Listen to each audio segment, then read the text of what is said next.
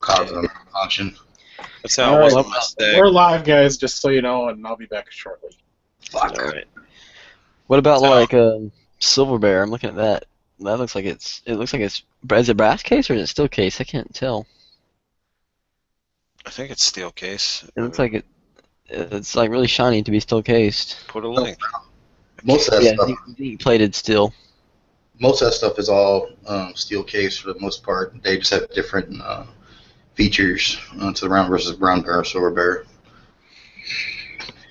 I mean, it'd be a while before I buy ammo. I just figured that'd be like the first thing that I would want to get. Ammo and mags after I get the rifle built. Monarch's the same shit. I mean, Monarch's basically, I think that's the federal. It makes Monarch. Yeah.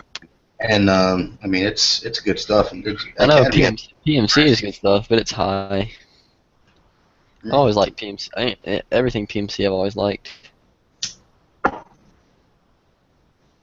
That's all Digital Profit shoots. PMC 55 grain. 1 in 7. 223. 1 in 9. Oh, 1 in 9. What? Dude, my upper's supposed to be here Wednesday. I was like, holy crap, that's fast. Get your daddy to go pick it up. God, no, he doesn't even know I ordered it. When he gets here, he's probably gonna be like, what the heck is this? I'm like, nothing. And just grab it and run it. It's a tell. Don't worry about it. Don't worry about it. You can buy an upper, right? If you're 18, you can buy an upper. Yeah, totally. There's nothing, nothing about the upper is registered or anything. It's like an accessory. Anybody, and you could buy an upper if you're under 18. Oh, that's right. Upper's okay. Don't count the lower does the receiver. Right, lowers the firearm. Well, saw some videos of guys talking about when they go to buy ammo, and they'll ask them, you'll get like some dickhead at Walmart or whatever, and like, is this for a pistol or a rifle? Oh, it's for a rifle. And then, like, be sure, question twice, and sometimes even deny them the ability to buy ammunition, pistol ammunition, even though it's going in a rifle. I never even had anybody freaking ask me twice. They're just like, is it for a rifle or pistol? Rifle. Okay. They don't even care. It's like most people I've ever asked, they don't care. It's like some stupid policy that they gotta follow. I guess it depends on where you're at, the area. Dude, I've had dickheads when you go to buy beer, and they're like, this guy's like, can you pull your ID out of your wallet? To eat a police? Hell no. When people I pull my ID out of my wallet for, I'm gonna, some freaking jerk, clerk, whatever you want to call them. And there's just people like that, man. What, asking for your ID? Well, no, when they ask for your ID and you show them it through your wallet, you have it like in their little wallet ID deal. Oh yeah. See, it shouldn't matter as long as they can see the year. That's what I look, because I'm a cash. I work at a retail store and I ring up people all the time, and all I do is look for the year. And if their fingers over it, I'll be like, hey man, can you move your finger? I can't see. Some of them have it to where they slide it through and it validates it, or they want to check for the hologram.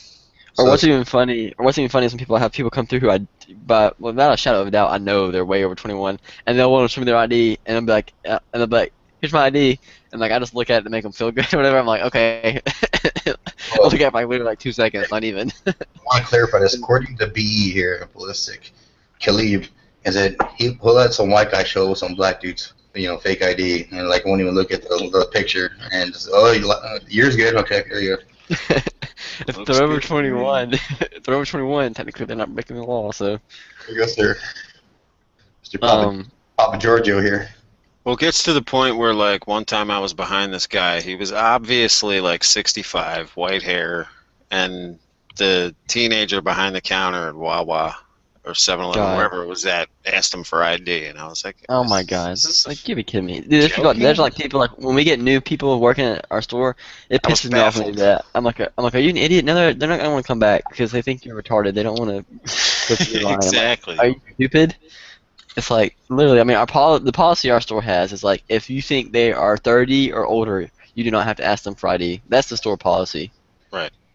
That's most of them. And so that's kind of what I go by too. Dude, I was like, even if I know they're like probably in their mid-20s, I'll be like, instead of asking for ID, I'll be like, what's your date of birth? And that's all. And then they tell me, and I'm like, okay, good. I was in California once, and they were like, and they're like, sir, do you have a California ID? No, I'm on vacation. I'm from Texas. Yeah, but it would really help if you have a California ID where you can verify your ID. You go, I just gave you my Texas ID. That's legitimate. It's a real ID. But if you had a California, it would really, really help us out. And then I'm like, dude, are you serious? Get your fucking manager. And Wait, what were you buying? You were buying alcohol? yeah, then the manager comes over, sir, do you have a California ID? I go, no wonder who trained this fucking idiot. And I'm What? like, and I'm like, Retarded. How dumb can they be? Like, Texas. seriously. They're like, well, you need a California ID to purchase alcohol here. And I go, why would I? I'm on vacation. I'm gonna go fucking to the DMV and get a license to buy fucking a 6-pack of beer. What a retard. What store was it at? Was it like a convenience store or was it Ralph's. Huh? Or Ralph's. a Ralph's? Yeah, Ralph's in California. Ralph's. Never heard of it. Yeah, that's their chain. They got Ralph's and Randall's or whatever. But then my dad's behind me, and I'm like, hey, Dad, can you fucking, and I say it right in front of him, can you buy this for me? And okay. And they don't card him. You know, obviously he's like 30 years older than me. And I'm like, sir, and I go, are you sure you don't want to card him? He's from Texas too. And they're like, no, it's fine. Like, are you sure? Because, you know, according to you, you're just not gonna have any of it. Well, I guess it's just your baby face, you know. And, you know, it confuses them. Looks they could kill. Baby face edge. Well, I was kind of younger back then. That was a long time ago. I saw that picture of you with the chicken dude, whatever, on Instagram. I was about 20, 24 then. Yeah. You're like 14. Mm-hmm.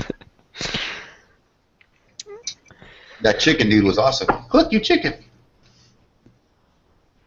That was in DC. That was in Adams Mill area, whatever it's called. I've got ordered this thing today. Where'd it go? Here it is. Because I know a lot of you guys use your phone to video, right? I got this little adapter thing. It's pretty awesome. And it has like a little spring-loaded tension thing, and you just slide your phone right into it, and it has a brass insert, and it screws right onto a tripod. I'm pretty excited about using it. You guys use anything like this when you use your phone to video? Yeah, I bought one for my iPhone originally, and then it still works. For This one was cheap. It was like $7. It was real cheap. I made sure, because I was reading some of the reviews on them, I made sure it had the brass fitting, because I've heard some of them, like, you get plastic ones, and the threads will strip out. I'm like, yeah, I don't want that crap happening. Yeah, I got that same deal, and like I said, I was telling you guys other chats we were in that for like your old, like you can use that for like a secondary camera, like on your older iPhone or whatever it is you have laying around that you haven't sold or whatever. Right, I'm thinking about ordering another one so I can have two going. Put that in there, and then you got that close-up camera, you know, because even the iPhone 4S, when I made videos with that one, it was pretty good. I think it did 780p on that one, and then my iPhone 5 definitely did 1080p if I'm right, and they took pretty good videos. Yeah, my freaking Galaxy S5 takes amazing videos. It's better than my camera. Like, I mean, the camera does decent, but when you upload it, it doesn't come out, you know, looking clear. But with my phone, I can upload it directly from my phone to YouTube. It looks amazing. The only thing about the Note 3, the Note 3 took awesome videos, but it was really shaky, man. It was the Note 4, the one I have now, has a video stabilization, and it definitely makes a difference. But I mean, that's what I use to make my videos. My Note 4. I bought a couple cameras, and I never liked them all that much. The only thing about it is you know going to the range and hoping your phone has, because when you start using that video camera, it drains the fuck out of your battery. Oh yeah, yeah. It's a good idea to invest in those little mobile battery charger pack things if you're gonna do some serious recording. You know, like the things you can charge off the wall. It's like a battery pack, and then you plug it into your phone and charges your phone. They're When pretty I do cheap. my videos, I like to do them where I'm standing in front of my table or whatever, and the phone's like flat in front of my face, and it's looking down so I can use both hands and whatnot. So Yeah. That's why this thing works. You just put it onto a tripod, and you can adjust the tripod wherever you want. We're still talking I about have to look into that because I'll send you the link to the one I got. I mean, I haven't put it on the tripod yet, but the brass fitting looks to be pretty decent.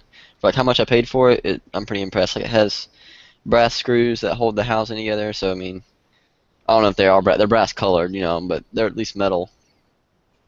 I don't know if they're actually brass, but anyway, but yeah, I mean, I've been pretty happy with using that little device you just bought. Um, I need to get a better tripod. I ordered one off eBay, thinking that was a good deal, and then it comes out and these spaghetti legs are on it. So I'm gonna have to get a real tripod. Yeah, I bought a real cheap ass one, like one of those $10 little ones.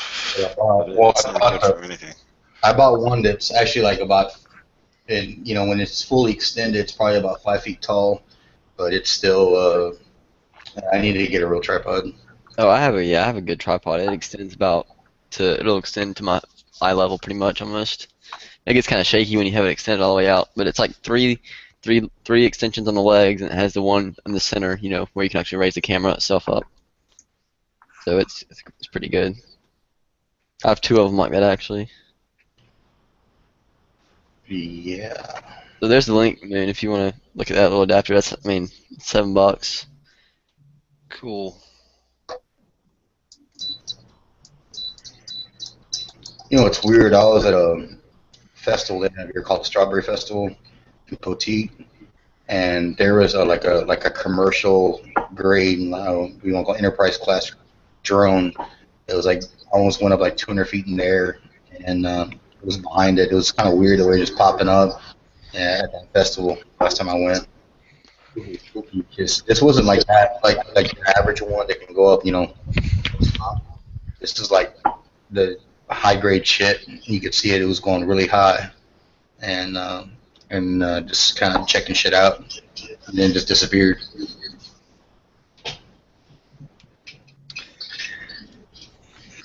Yeah, I got me some new batteries for my little drone today. I got 5 extra ones. What milliamp? The 380. It's the same size. You could have gone up to the 500. Yeah, but remember it weighs the copper down, and then the extended battery life isn't worth the weight that it puts on the copter, the stress, the maneuverability, and all that. So. Yeah, no, I've been looking at it. How much you pay for your batteries? It was under $20. It was like, let me check. I'm on Amazon right now. I'll tell you. I found some that are $13.50 for 5. I got 5 for $13.50. Yeah, that's what I paid. Have you ever, like, before they got all into like these more advanced versions of them? We had one company, and they were selling them. And after a while, I got pretty good at it, that helicopter, because you have to learn to turn it and everything, the yaw and all the fucking pitch and everything, to get it to work right. And I could take it really high up there, because we had a high-ass ceiling, so, commercial building, and navigate. One of the other techs grabbed it, and all of a sudden he fucking hits one of the rafters, and you see a thing fall, dude. It's like 40 feet down. And he just walks away like, oh, fuck that, yeah. Hey, I gotta get back to work. I was like, dude, you fucked that thing up. Yep. You messed it up, and they were like, hey, weren't you the one last one? You said, no, I put it down, as quick as I put it up, And I learned to navigate that bad boy. Okay, yeah. Cork, though, that 4-in-1 battery charger is crap. Don't get it. That 651? The ThinkMax, yeah. Not Yeah. good. It sucks. No, it's not even 650. It's 422. Oh, whatever it was. Okay. Maybe it was more than that. Maybe it went down since I ordered it. That wouldn't surprise me. Okay, yeah, I did. I paid $6.14 for it, and it went down $2. Yeah, it sucks. It's like you can plug them all in, but like the connections don't snap in. They're a loose fit. Okay. So like if you pick up the charger with the batteries in it, they'll fall off the charger. Yeah, I've been looking for a charger. I just don't know what ends the batteries have. The little they're just like 2-prong. I know what they are, but I'm talking about the size, for sure the size. Just type in 380 milliamp. No, it's not the size of the batteries I'm worried about, it's the size of the connectors. I hit the frickin' wall, dang it. See, what I want to do is that a virtual thing you're doing working with? Yeah, I'm actually using, I'll turn my screen share on here, so I'll turn on my camera. So it's virtual. Don't you? Yeah, it's a flight simulator by, well, it's Phoenix RC. Well, for a second I thought it was live, and I was like, huh. Wait, you're actually flying that right now? Yeah. That's really good graphics on the background and everything. Is that like an actual gym they took a picture of or whatever? Like a 3D scan that scanned it or something and then put it into this? It's actually, you can tell it's CG. It looks Right. like a real gymnasium. There's It does. the gym where Ford works out. It's real CG. What kind of video graphics card do you have? I don't know. It's probably 5, 6 years old. Well, depending on the resolution, It's an ATI, if I remember correctly. you can say, but depending on the resolution, you don't always have to have The the ATI. gas video card. I used to be in all that shit when I used to get them off customers who upgrade and like, yeah, can you discard my old one? Like a $500 video card? Yeah, I'll take care of it. Let's go rent my shit right now. I can tell you here in a second. Let's see.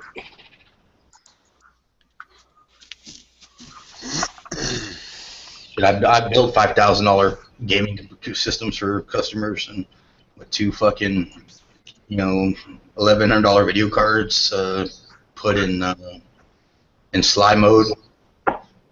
Quark, here's the next level up for our quad rotor right here. This bad boy. Quark's part of the PC master race. That's what he's trying to say with that fancy graphics.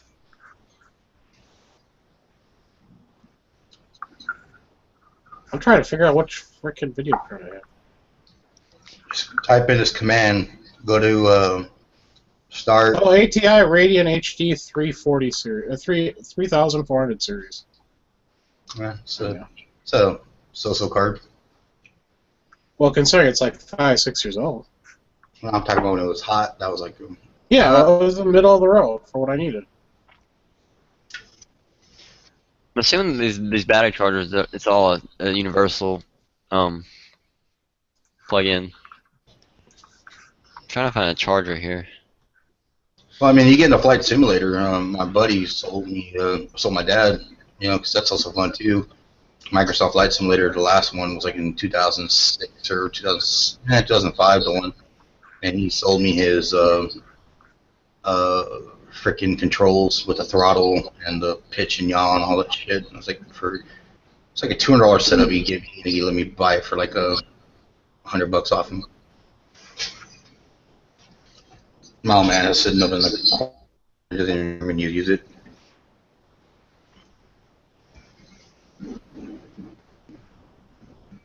The only charger I can find is like 5-in-1, 4-in-1 is the same kind I have, and that sucks. It's ridiculous. They're all the same with different company names on them. So what are those spaghetti arms you got? What are you looking for? The charger to charge the battery, these LiPo batteries. But I have one, but it only charges 1 battery at a time, and I don't have 6 batteries, so I have a multiple charger I bought. It charges 4 at one time, but it sucks. It's like crappy. So. Yes, I'm actually using this to fly those on the screen. Oh, fancy! What is that? For what is that for? DX6i Spectrum.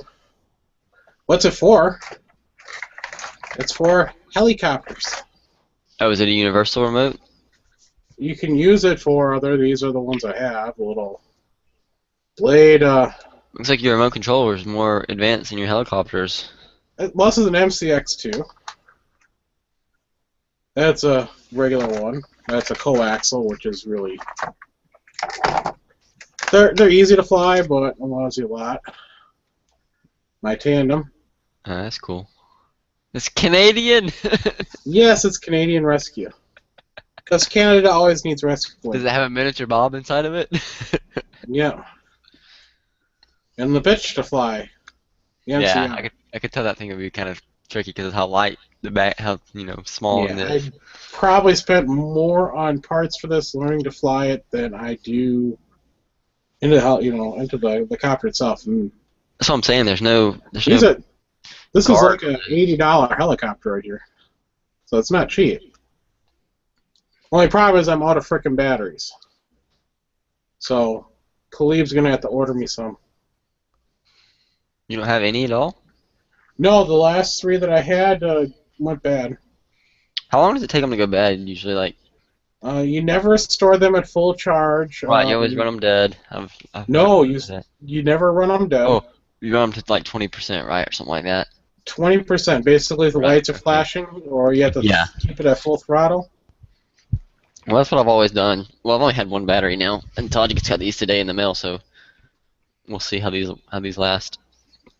So I mean, this is really simple to fly, and I got my quad rotor out earlier and put one of these batteries in there and turned it on, and like I said earlier, I don't have the right propellers to fly it because I have like one, because you have to have an A and a B propeller. They have to be the letters have to correspond diagonally from each other. So you have an A diagonal from an A and a B propeller diagonal from a B propeller. I have like 5 B propellers and 1 A propeller. Have you thought about using ballistic that cap with a little propeller on the top? What's that? You're not getting that cap with a little propeller on the top of your head. What about them? That's just a good cap. I can't hear you. I got what you mean, Edge. I can't hear you breaking up on me. A little cap with a little propeller on the top of your head, you know. Yeah, that sounds awesome.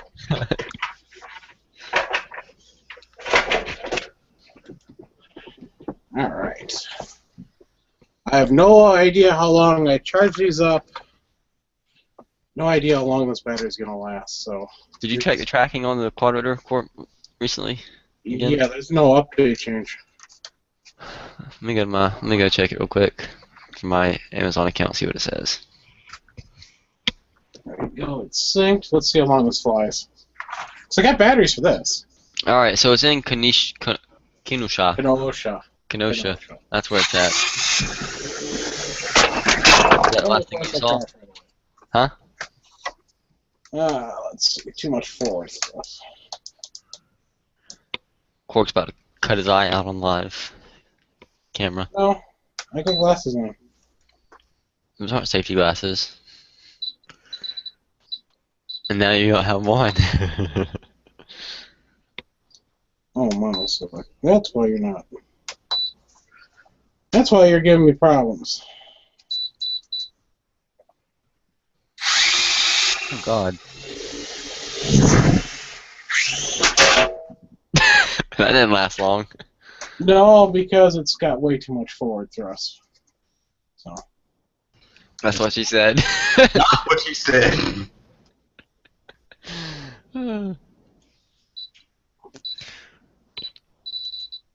That's funny. Set yourself up for that one. Yes. Get LASIK work. So they're talking about the new. Yeah, I'm talking about the new striker-fired pistol. Is that like from Beretta? Is that like something they're doing maybe for the military? Yeah, they're putting it in the trials. Yeah. That's cool. I mean, I'm looking at the It's article now. modular, so it's Oh. like the SIG 320. I don't like the cuts in the slide.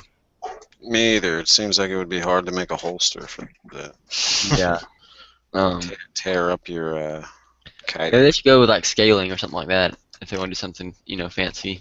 Come on, the 320 I think is perfectly fine. I'm talking about Beretta's pistol. Oh, Do you own any Gen 4s or are you all Gen 3? I have a Gen 4 complete gun, and then I have a Gen 3 upper. The only Gen 4 I have is the 41, and that's because it's only the Gen 4. They don't have a Gen 3 41. Yeah, it's crazy. I mean, we're wanting to go, but I just don't hear. I don't hear enough good things about them to want to get one. Other than just some of the aesthetics. What, do you get a Gen 4? Yeah, like the gripping, the grip on it, and the back straps. What's the difference between the Gen 4 grip and the Gen 3 grip when there's no back straps involved? Is there any difference? The Gen 4 is smaller, so if you put the medium back strap on a Gen 4, it's a Gen 3 grip size. Really? Yep. I'm gonna do that right now. I think I have my grips right here. Well, there's only. Where's the other one at? Only 3. Oh, there it is. So you put the non-beaver toe one on, right? The medium, not the small. Yeah. All right. Let me see here.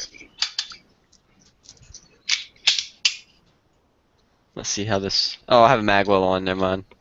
I can kind of get an idea. Not really. The magwell's blocking it.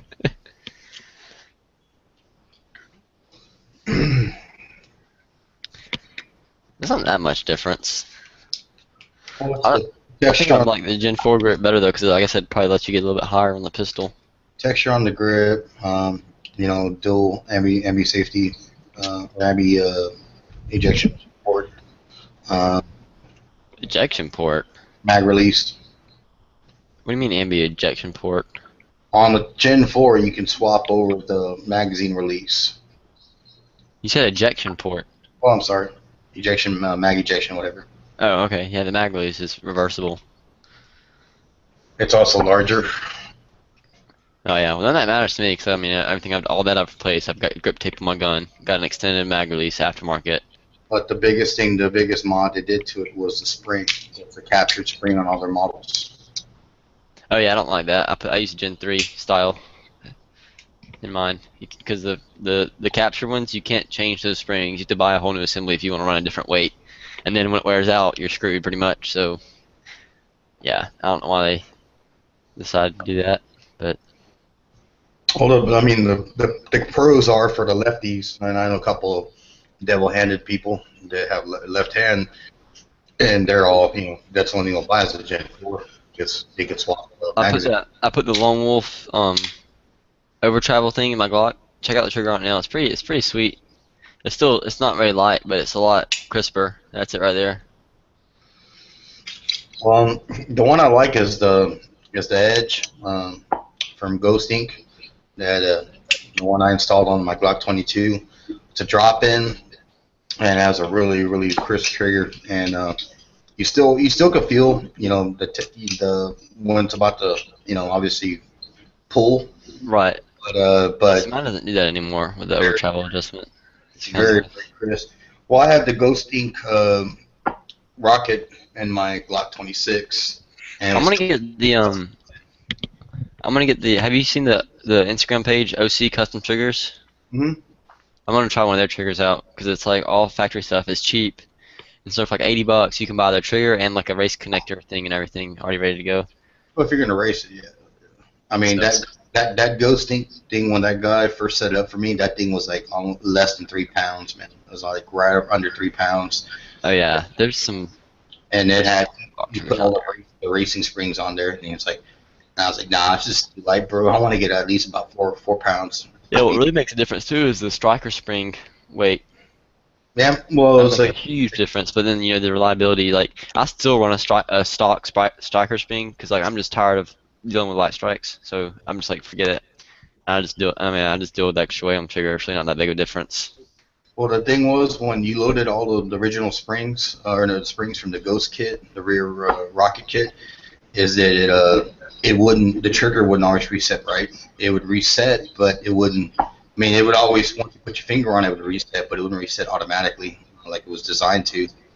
And I was like, it's not gonna work for me. Plus, it's a carry gun. And he's like, well, you know, it's all about your finger. You know, that's the biggest gift you got. Well, I agree with you, but I don't want it that light.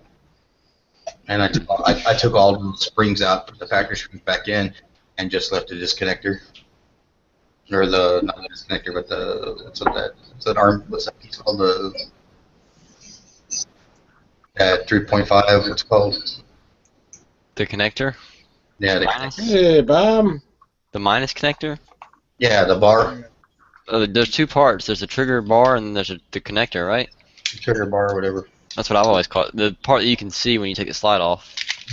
The connector's the little the connector's down. Yeah, the connector's down on the housing. It's what engages the trigger bar and what disengages it.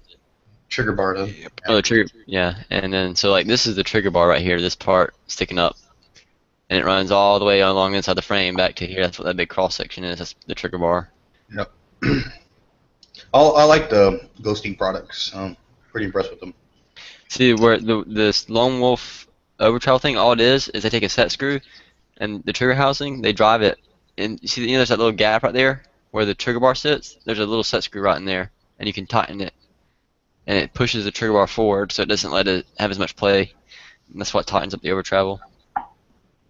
I've got mine pretty much adjusted like as far as I can without it not resetting. Because like if you over tighten it, the trigger won't reset. And then you're screwed. Yeah, then you have to take the gun. It's not that hard. You gotta just assemble the gun with the slides still in the frame. They tell you how to do it. All you gotta do is like hold the gun back like that far, where the slides stick out, and then take the firing pin out and the back plate off, and then disassemble the slide, and it comes right off.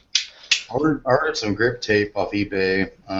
Talon grip tape is that's not what I have on my gun, but that's what my friend has, and I'm gonna order some of that stuff. That's awesome. It's a competitor of Talon. They we basically make the same product except they don't wrap around the back, the back strap. And they're like, we do this, and they're toting their product's actually better because it doesn't tear up so quickly. Yeah, and this grip tape I have is just from Glock store because I ordered it whenever I was ordering some other parts from them. It's like $7. They call it like Falcon grip tape or something like that. I forget. And it's not that bad. I mean, it hasn't worn much, but the Talon just feels a lot more grippier. But not rough though. At the same time, it's like I don't know how to explain it. Yeah, I hear you. But the thing with some of that tape is if you carry it and it's real close and you're not wearing an undershirt, it's gonna rub up the shit, the side of your cut.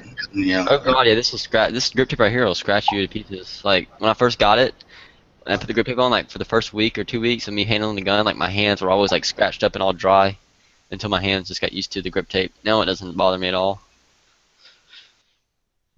You just gotta kind of get used to it. Yeah.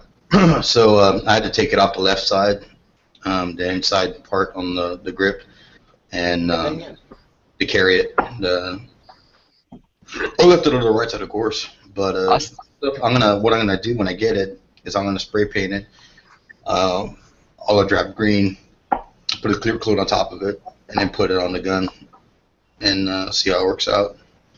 I'm hoping it's not gonna dissolve in my hand, the paint, obviously from usage, but we'll see. Cool, Bob. I can barely hear you talk, so check your microphone. What? Can barely hear you, so check where your microphone is. It's right in front of my lips. Your nuts? My lips. Not where your microphone is, right in front of my nuts, buddy. Oh, it is. Alright, I turned you up. You got a couple of copters? What do you have? I don't know. I got one for my birthday, and that's from like a drugstore from a couple years ago, so it actually works. And then I bought one at a clearance store for about $100, and it's like a big one, and it works really good, but it's fucking hard to fly. Yeah, if it's a no gyro. That's if it doesn't have a gyro, I can't even fly them. Period. I can't even get them off the ground. Yeah, I've got. I fly airplanes and drive RC cars too and stuff, and so I got some experience with it. But helicopters are a whole nother thing. Yeah, cool. Take a while to get to know. Like I said, initially, I would only take it off the ground like 6 feet, and then try like maneuvers, and then it just grows on you where you kind of feel like, well, turn a little this way, a little that way, and then you get the hang of it. And where I was able to take it up high and pretty much, kind of chase people with it. Yeah, so you hit them. But no, I mean with the airplanes, I had to start with a glider, it was a bitch. I mean, back in those days, you only had 3 or 4 channel radios, and nothing like gyros or anything like that. And I mean, it was like you had to see what your airplane was doing, and so you get any kind of height or anything, and it was damn near impossible. Well, I don't think they require it with these smaller products, but I remember, the hobbyists that back in the old day that were doing the planes, the bigger planes, and flying them. They had to have insurance before, because you got if somebody approached you or authority approached them, like, do you have, David asked you, do you have insurance to fly this plane? And they had clubs and fields where you go to do it. Yep. There we go. Just in case you're bad. In the head I wasn't trying to land. I was just trying to touch the ground when I was. Well, you didn't come close to that either. I know. I was I'm not used to flying on this field. Yeah. But yeah, I know it's. I mean, I rebuilt so many airplanes because I'd smashed them into the ground at high rates of speed and stuff. Also, when you're just starting, you don't think about, oh, it doesn't seem that windy. Oh, no, there's like a slight breeze. Yeah, Like when if it's like more than 5 miles per hour, you're like, okay, not a good day to fly. Yeah, no, oh, exactly. Yeah, I mean, when you're flying a glider, I mean, shit, I sent one of my powered gliders out. I had a glider with a 049 glow plug engine, gas engine, right? And you'd launch it, and you'd use the engine to get it up to altitude, and then you could glide for about 10 or 15 minutes, eh? But it works great if you live in the prairies where there's no fucking hills.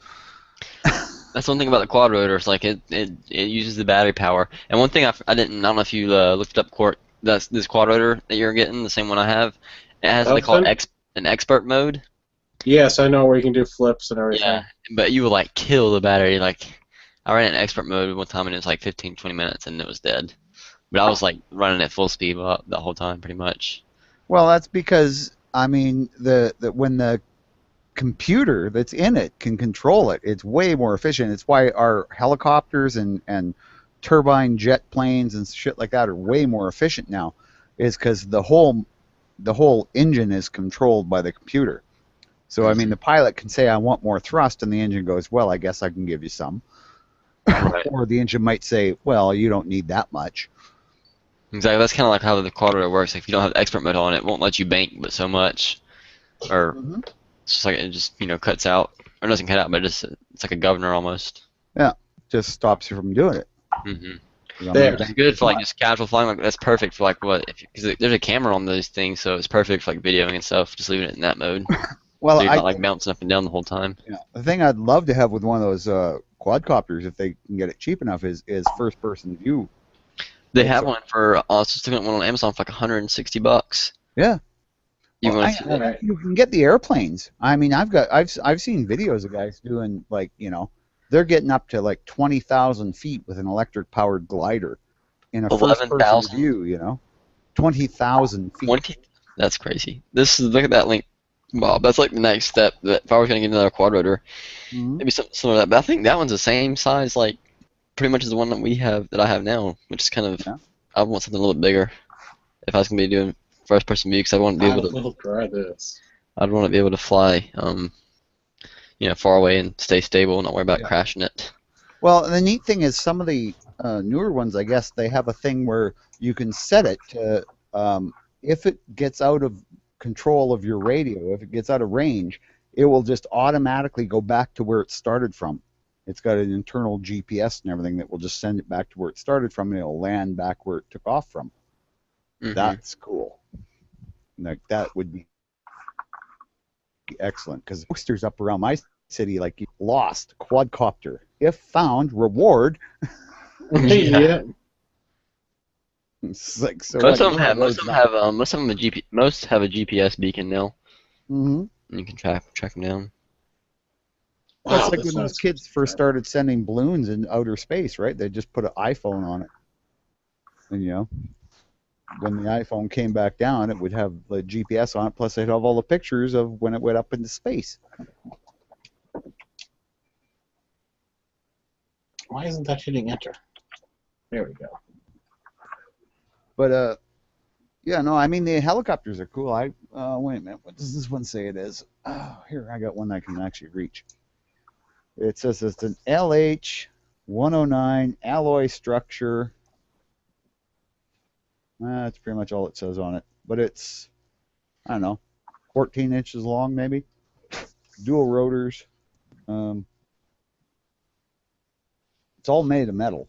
It's like no plastic in it. Or, well, other than the fuselage, streamlining shield.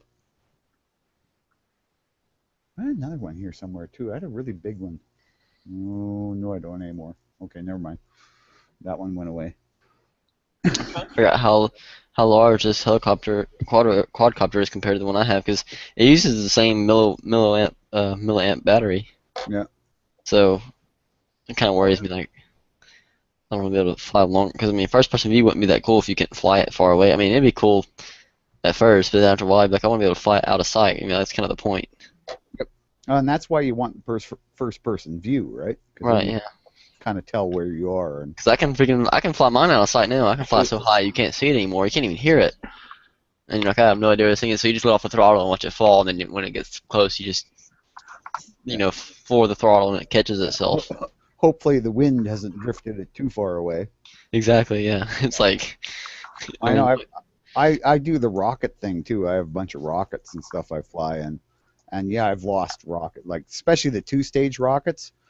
Because sometimes, your second stage won't go off right away when it's supposed to. So the rocket will actually start to fall over, and then the second stage goes off. And take off in a completely different direction. Oh, yeah. And it's going sideways instead of up, right? So it's like, oh, crap. It could be miles away. That's not good. Nope. Yeah, I've lost a couple that way. I kind of quit flying two-stage rockets after that. I was just like, okay. Till I live somewhere where I have enough land to actually, know that it's going to land a couple of miles of me.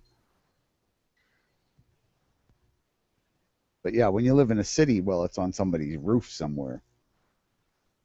What was I going to look for? Oh yeah, Bob, there's a video. I don't know, have you seen my video of me flying my quad rotor with I took the video footage with it? No, hell no. No, I haven't seen that. Yeah, I have a video because check it out, man. I'll put it in the intern right now. You can watch it now with there's no sound on it, so you can watch it while we're chatting. Cool.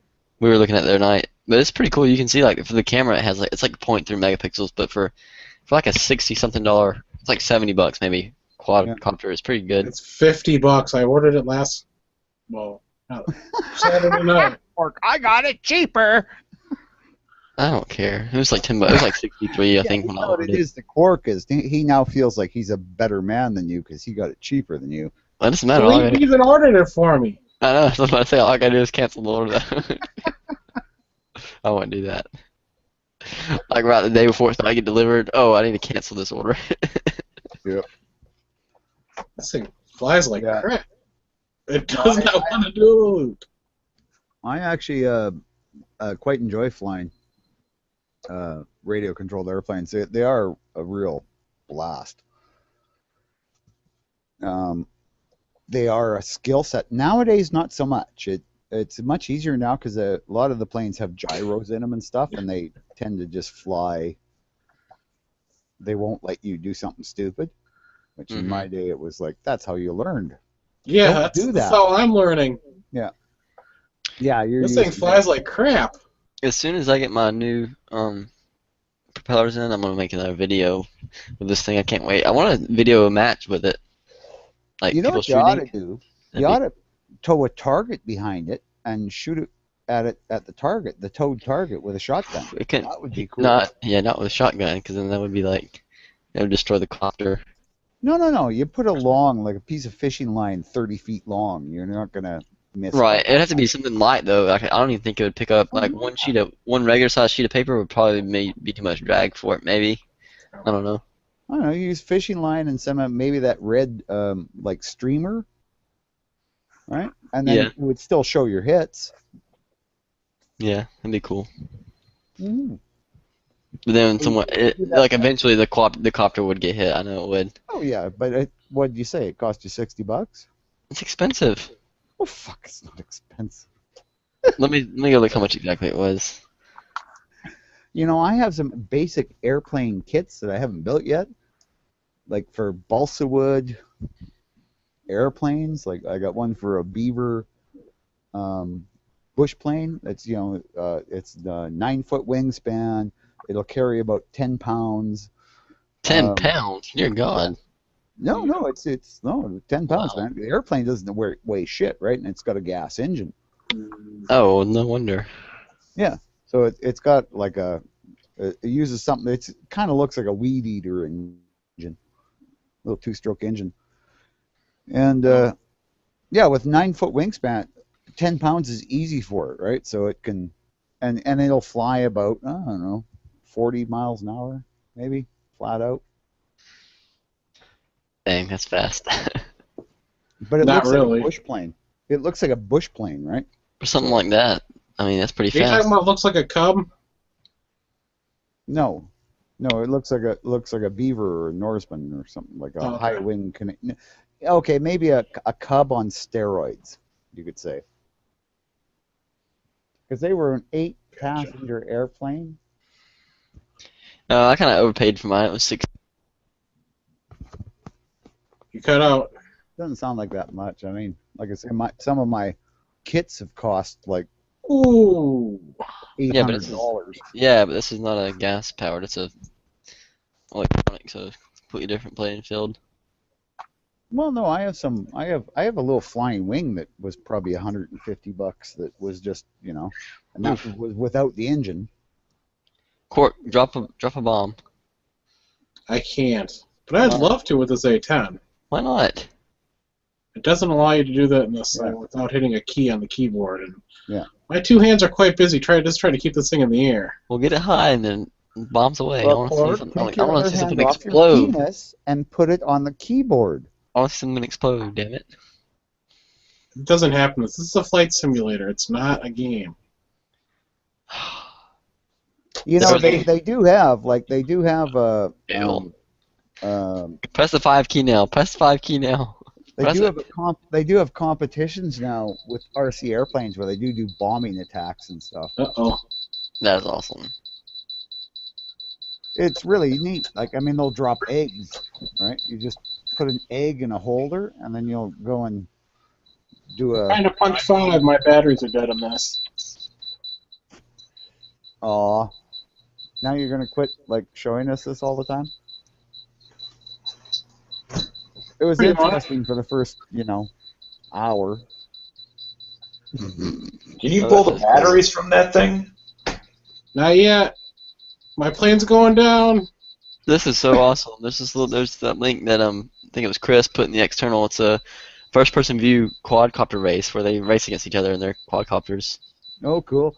Have And you they seen the new crap. racing class where they're racing electric, like, formula cars? That is so cool. Holy crap. This is awesome. No, this is just for quadcopters, the only one I see here. There, Dang. did that make it better, Dano? Does that make it up better for you? Oh, will you guys stop? You're like an old married couple. Fuck. Not until you put them in the kennel.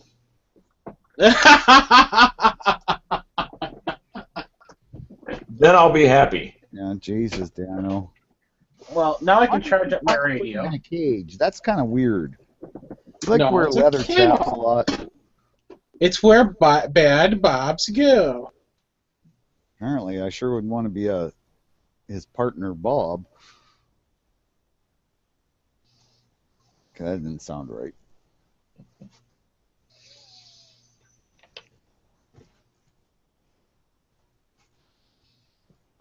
And everything died. I'm watching this awesome race video. This is so cool. Those things are booking it. Dadgum. Gum. Sorry, I'm from the South. Yeah. Well, it's okay, because I say stuff like, dang!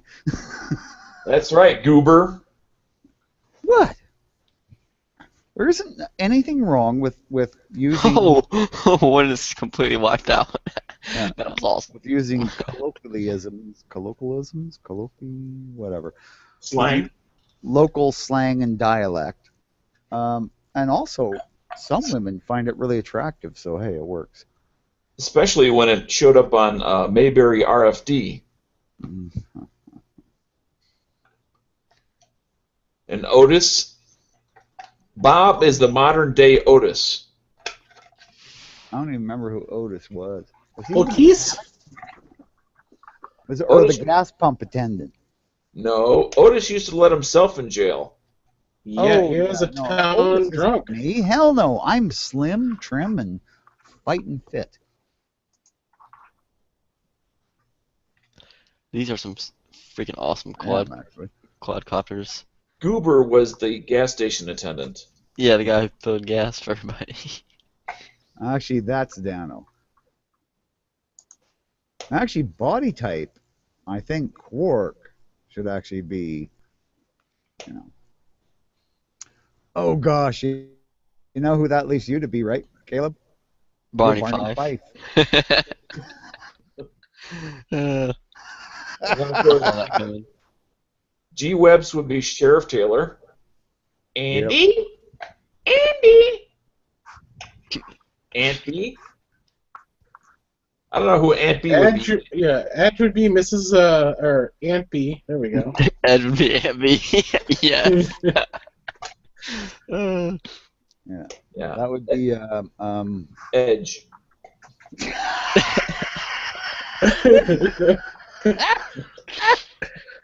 Oh, that's too funny. But they do have the same kind of body type, right? Kind of fair. I don't know. I've only ever seen Edge from the chest up. Oh no, I've seen videos of him standing up or pictures anyway, and yeah, he's basically pear-shaped. No, he's got a body meant for a house dress. Yep. Yeah. Think Homer Simpson when he was trying to get out of having to go to work every day. Perfect analogy there. There you go. I can wear a moo-moo. When a tent is too small.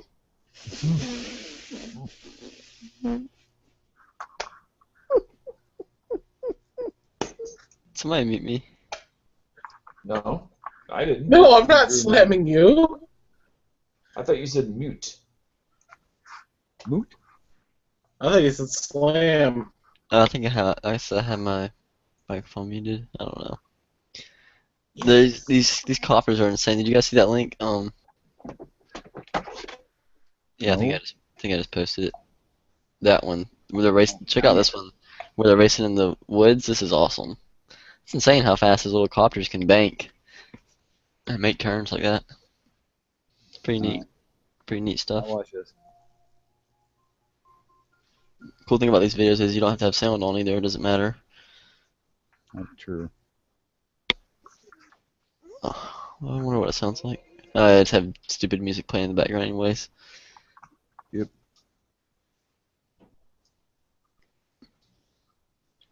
Man, you can have a lot of fun with your pets, like with your dog and stuff. With a bicycle? And they're I don't know, that'd be really dangerous. I wonder how easy or how hard it is to wreck another copter without wrecking yourself. That'd be kind of cool. Put like some kind of like Nerf dart like on the front of your copter. Yeah. So be like lightweight, and then you just like get like right behind them and just throw it into them and throw them off course. You know what I always thought would be really cool? Would be having like about 8-foot wingspan World War II representative fighter planes with like BB cannons, under the wings. Oh, that would be cool. It had to be plastic BBs because you wouldn't be able to carry hardly any if they're metal. Well, Well, you know you what? might carry If they're gas powered, man. If we're talking gas powered, You carry a couple hundred, maybe. Well, I say figure out a way to attach a airsoft gun underneath a little quadcopter. oh, somebody has. Oh, I'm sure there is, but I'd like to see that we're going to sit there and just fire them away at each other. The coolest thing I've seen mounted to a At quadcopter is GoPro. at people, not at the copters. Oh God. Yeah, like a whole nother. Yeah, imagine like a paintball game where you had a big quadcopter with a full automatic. And each team had one. Under it. That would would be. just fly over top, and that would be your air support. That would be Thank awesome. you, Bob. That's what I'm talking about. Yeah, That would be cool. that'd be just badass, though. And Well, I'm sure it's totally illegal. Well, we do have those for real military applications. Oh yeah, Predator Yeah, drones, stuff like that. I've seen them. Yeah. That is pretty cool watching them go through the forest. Yeah. Kind of reminds me a little bit of that Star Wars scene with the cycles. Light speeders. Yeah. Oh God, I don't even like Star Wars, and I knew that. Did you see the guy flip off the camera? That was funny. Where he Yeah. flipped off the other quad right there. Dang, these guys keep running into the trees. Yeah, these guys are running. Through a freaking forest. Where do you think they're gonna run into? I mean, like it's the same turn every time. You think they would learn, like, to slow down just a little bit on that last bank. Yeah, but the slower you go, the less thrilling it is of a video. Oh, he just knocked the other copter down. Oh, that was awesome. He totally came in on top of it and like bumped it to the ground. That was As cool. well as not all those copters may have viewfinders in front of them that feed back to the controls, so they may not even see where they're at. No. So they can only fly literally within line of sight of the operator. I'm assuming that this is obviously all edited together. No, these are all FPV, first person view, so they all can see through the camera on their copter. No, I'm talking about the video we're watching is an edited. Oh yeah, I know, but you said that they would only be able to see line of sight. Depending on which type they have. Oh, I'm sure these guys are all like. That's what he was saying. Is these guys are all first-person view? Yeah, these guys all have a controller. All or their goggles copters on, have first-person view camera view, so they'd wear goggles. Right. And that would show them what the helicopter was seeing. I've seen this with airplanes and like radio-controlled airplanes. And I've got to get one of these this summer. yeah, see, that's the guys. They're wearing the goggles. I can do some awesome. I can do some awesome like just videos in general and like range. Like can you imagine like just going to like a big shooting match and just getting up and like and videoing the whole thing? Well, also even just nature somebody videos. decided to. Yeah, exactly. Yeah, just going like up to the mountain somewhere. I mean, it doesn't even have to be that special of a place, but a view that literally nobody could get because you don't have your own personal helicopter. Exactly. Yeah, this is Well, awesome. it's not that nobody could get it; it's that you couldn't get unless you had this little $60, quad. Well, I'm talking about, I mean, without a real helicopter and a real camera, nobody else could get that shot. Right. But now, with a couple $100, it's possible. Yep. Yeah. Okay. I completely agree with that. And just go to the local park. You don't necessarily have to go, super far away to get that totally unique shot. 1 million people have seen it, but not from that angle. So you're going for down below shots. That's what you're looking for. I'm gonna have to get whenever my quadcopter, the rest of my parts get here for my new propellers, I'm gonna have to take it out and max out the altitude on it and see what the video footage looks like. Yeah, give it a shot, man. Hopefully you won't lose it. I have a big field I fly in, so I'll see it falling. As long as it doesn't fall in the road or in the trees, I should be good. But I've got like a 400-yard area. Oh yeah, that's not bad. As long as it doesn't fall in the creek or the pond, though, because on the other side of the driveway on the dam is our pond. Oh, yeah. That would not be what. It does not float. Another good thing about my impeding separation and pending is I get to go live in the country. If you moved out, it's not pending. You're separated. It's the divorce that's pending. Yeah, well, it's I'm in the basement. That's why I'm still in my bunker. Because I don't move out until spring when it's warm enough for I can live in my fifth wheel. I thought you were at your sister's. No, I'm going to my sister's as soon as it's warm enough to live in my fifth wheel because her the land and the trailer and stuff won't be ready probably midsummer. So you're still at your old house? Yeah, but I get to live in the basement. So nothing's changed. Pretty much, yeah. Well, except no one talks to me anymore or anything. But actually, they didn't that much before. So yeah, really, nothing's changed. Yeah, other than the fact that I'm packing all my crap up, and I saved all the goddamn boxes from all my radio-controlled trucks. And you think they'll fit back in there? Not a fucking chance. It's really weird. My quadcopter goes back in the box just fine. You can't put much extra stuff in there with it, but you take the propellers off, take the prop guard off. Yeah, I got a big flying. It looks like an eagle. It's kind of almost like a cross between a kite and an RC airplane. Mm-hmm. Except no string. It's RC controlled, but it's kind of built like a kite, but it flies like a bird.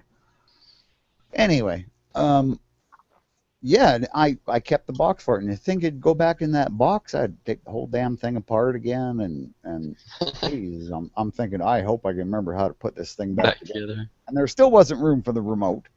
Well, I'm sure it didn't come assembled. That's why it fit the first time. Yeah. I mean, that's obvious. Well, yeah. I'm just meaning like like I didn't realize I had to put so many parts together when I put this thing together. It was like the last when I put it together was 15 years ago, so I've forgotten a lot of little details since then. Oh man, I'm trying to find a charger for this. For your copter? I've The got to get quad one. that I have on order. I've got to get one of these first-person view things. I wonder what the cheapest one is. Like probably around $200 or less. You probably get a decent, like around 150, 200. You can get a decent one. Who was it last night that you were giving all sorts of suggestions to on what to buy? Was it Fuss or whatever his name That's is? the one I have. Yeah, the one I have is great. But I'm like, if you're wanting to get a first-person view, because mine has a camera, it just doesn't have the ability to feedback to the operator. Yeah, and that's what you want. That's the big thing. If you can get that, and you can actually get it's like a set of goggles you put on, and they give you a 3D view of what your camera's seeing out of the airplane or the helicopter. Some just have It a makes screen it on the so controller. much easier to fly. Some just have a screen on the controller, but I don't think that would be as good. Yeah, no, I don't like the ones that have a screen that's on your hand controller. Because if you've got bright sun and shit like that, you're hooped. Whereas if you got the goggles on, I mean, you're basically that's your view is a screen, right? Just don't try to walk around or anything. Mm-hmm. That's what I'm saying. You sit in one place while you fly. Mhm. That's what's so expensive. Chris is saying the extra on the glasses are what's expensive, and I remember that now. Because whenever I was looking into getting mine, I remember looking at the glasses, and that's like one of the more expensive parts. Yeah, but it's getting cheaper all the time, eh? So the one But that is the proper way to do it. I mean, it's you can do it okay looking at a screen, but you do it way better when it's like your view, which is what the goggles do. They change it from you looking at a screen to that's what your eyes are seeing. Mm-hmm.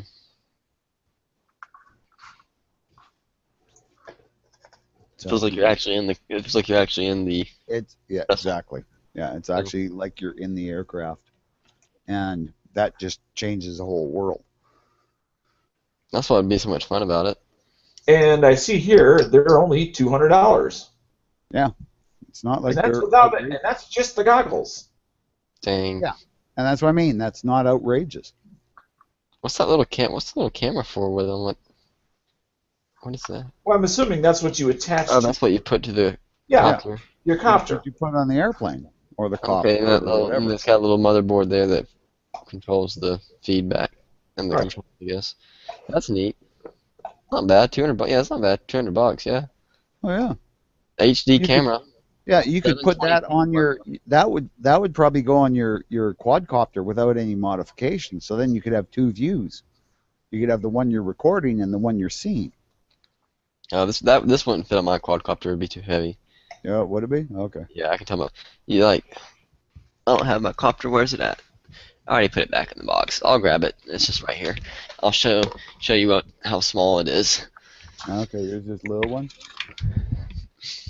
See, mine, I know I've actually picked up eggs with it. Yeah. Oh yeah, Just mine would not barely. do that. Yeah, can Like, just barely pick up an egg. Here's an interesting note. There's my quadcopter right there. Oh gosh, yeah, that's tiny. Here's an interesting note. It's not compatible with Chinese brand transmitters. I saw Isn't that. that like 99% of all of them? Chinese. Chinese board transmitters? So it's pretty much you gotta buy their brand of copter. Yeah. Which is, I mean, you'd want to anyways. I guess if you're buying their goggles. I mean, really, yeah, I don't know. It does it mean that the transmitters will interfere? It just means it won't work. Well, because you're not using the transmitter for the goggles. There's various And the reasons for camera, not working, whether the signal's too weak, the signal's not clear, there's too much static. I mean, there's multiple reasons for it not working. All that matters is it won't work. Okay. Well, see, this is the size copter I'm talking about. Let me turn my camera on here. Camera on. Okay, so this is the size I'm talking about. That's my medium one. I don't know well, I think I lost the big one. I'm not quite sure. You don't have any? Do you have any quadcopters? No, I just have regular I contra mean, it's what rotating. that's what all those guys were flying, those first-person videos, because I guess they're so stable. Oh, yeah, Because, that's exactly why, because they're controlled by the gyros. Mm-hmm. well, Like, none of the ones I have gyros. they're You counter roll, rotating, roll, roll. which is why the one that Bob has is really hard to fly, and the one that they have is really easy to fly. Yeah, Yeah. mine's the same way. Like I was talking about earlier, if I don't have the right propellers, then it won't fly because they have to be Yeah.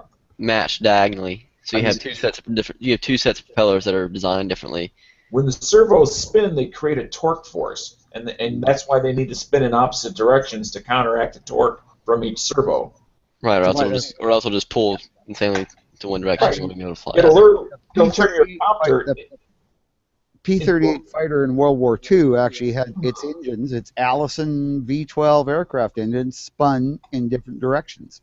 They had a right engine and a left engine, and that was to counteract the torque, and it made it one of the most stable gun platforms in the war. Okay, here's a link that some guy in Sandy put in the externals for $160. You can get a complete FPV setup.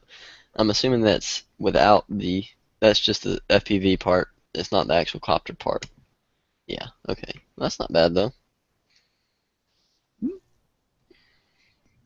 Yeah, but 100. Yeah, think about it. I mean, because you could put that on any airplane, any radio-controlled airplane.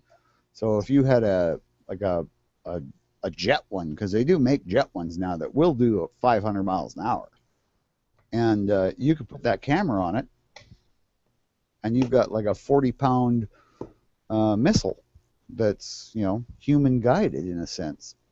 Mm-hmm. Oh, we probably shouldn't talk about that live.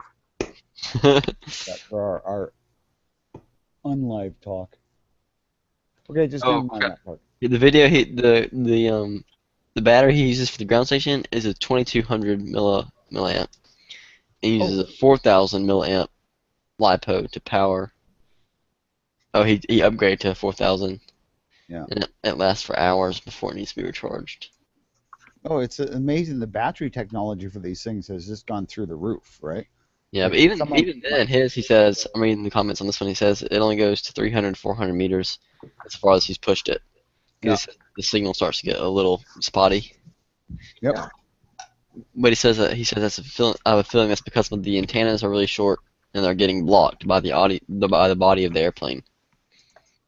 Well, that could be too. You should see these videos these guys got on this first-person video flying they're doing in Canada, right?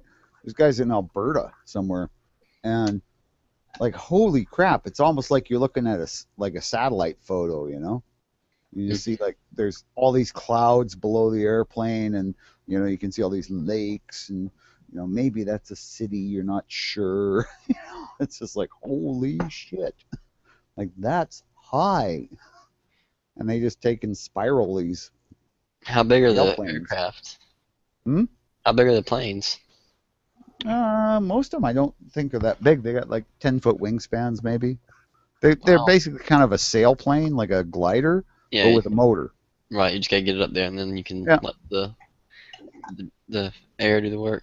Yeah, well, they use the electric motors to climb them up to uber high altitudes, because they'll just keep climbing. They got all that wing. Same way the U-2 flies, It's just got a humongous wing, and that allows them to get to really high altitude. I guess the best way to experience first-person view without getting into the goggles is just to buy that. When I was looking earlier, he had a Hubsan that has a screen on the controller. Yeah. It was only 160. Sorry, $167. Yeah. Well, that's not that bad. Like I'm saying, I mean, it gets you into it, and depending on where you live, I mean, if you don't have like those super bright sunny days, because those you could never use those little screens, they just won't work. Yeah. Even with shades on them and stuff, you got to have a blanket over your head. Yeah, that'd be annoying. Yeah, so you might as well have, the goggles. But, I wonder if there's some way you could hook up goggles to the controller, and without having to rewire or reprogram the transmitter from the signal from the aircraft to the remote control. I'd rather add a camera rather than try to get the camera to transmit through the controller and stuff. That's just the controller. All I want it to do is control the aircraft. Mm-hmm. I want the camera stuff to all be separate. Generally speaking, what direction from Atlanta do you live? Northeast. Okay. North. Have you had any snow where it's actually stayed more than 48 hours on the ground? No. Like you talking about recently? No. We had ice. We had ice last week for like it rained Monday night and then like it all froze and like we had a lot of down trees and the roads were real bad, but there's like no snow. There's nothing on the ground. It's just frozen. Well, I understand ice is a problem down south. That part I get. It's the snow question I have. The next question I have is, let's say the last 5 years, because you're not that old, so I don't expect you to remember about 20 years ago, because you're not 20 years old. Oh yeah, I'm a year away from 20 years old. So but let's just say 5 years ago. In the last 5 years, do you remember any time where it snowed and it stayed there for at least 2 days or more? Yeah. Last year we had snow for like 4 days. And after 4 days of snow, but that was the only winter out of the last 5. I think That you had snow that stayed on. The past 5 years, I think there was another one like 2 or 3 years ago. It snowed on Christmas, but I think it was only for a couple of days. I can't remember. We get snow. Sometimes we get snow every year. It just depends on how long it stays. Oh, I understand. You get snow, but it doesn't stay there. Right. Yeah, but for simplicity's sake, let's just say the longest it ever stays is 4 or 5 days, and that's stretching it. Okay. So what would you say in the past 4 to 5 years, in January, February, would be an average daily high? 30 degrees, 40 degrees. In the past how many days? Past 5 years. Oh, what would be the average temperature? If 3 works better for your age, then let's go with 3. In the past 3 years, what was the average temperature for winter or for just year-round? Winter. Dano, you can look this up, right? I trust people that live there more than I trust databases that have aspects to the query that are not clear. Most of the time, the weather stays like in the 30s and 40s, but then we have these cold snaps where it'll drop down into like the 20s. And this winter, we've actually had a pretty mild winter until like a few weeks ago. We had one cold snap like probably a month ago where it was like 10 degrees for like a week, and then last week we had the freezing rain. It was like 10 degrees. Yeah. That's it. I'm interested in the norm, not the once in a while it pops up or down sort of thing. No, at some point in the next couple of years, I'm going to be moving. And I'm not looking to move to Georgia specifically, but like Kentucky, Tennessee sort of a thing. Kentucky's cold. I've been there in the winter. It's cold. And that's still 600 miles further south than I'm already living now. True. Yeah. So to Dano, that wouldn't be cold. That would be, wow, this is kind of nice. Pretty much. Yeah. I mean, to me, where Dano lives, I'd be going, well, it isn't that bad here. Exactly. Yeah. No, yeah, Georgia's pretty mild. Like, I mean, it's nice. I like it.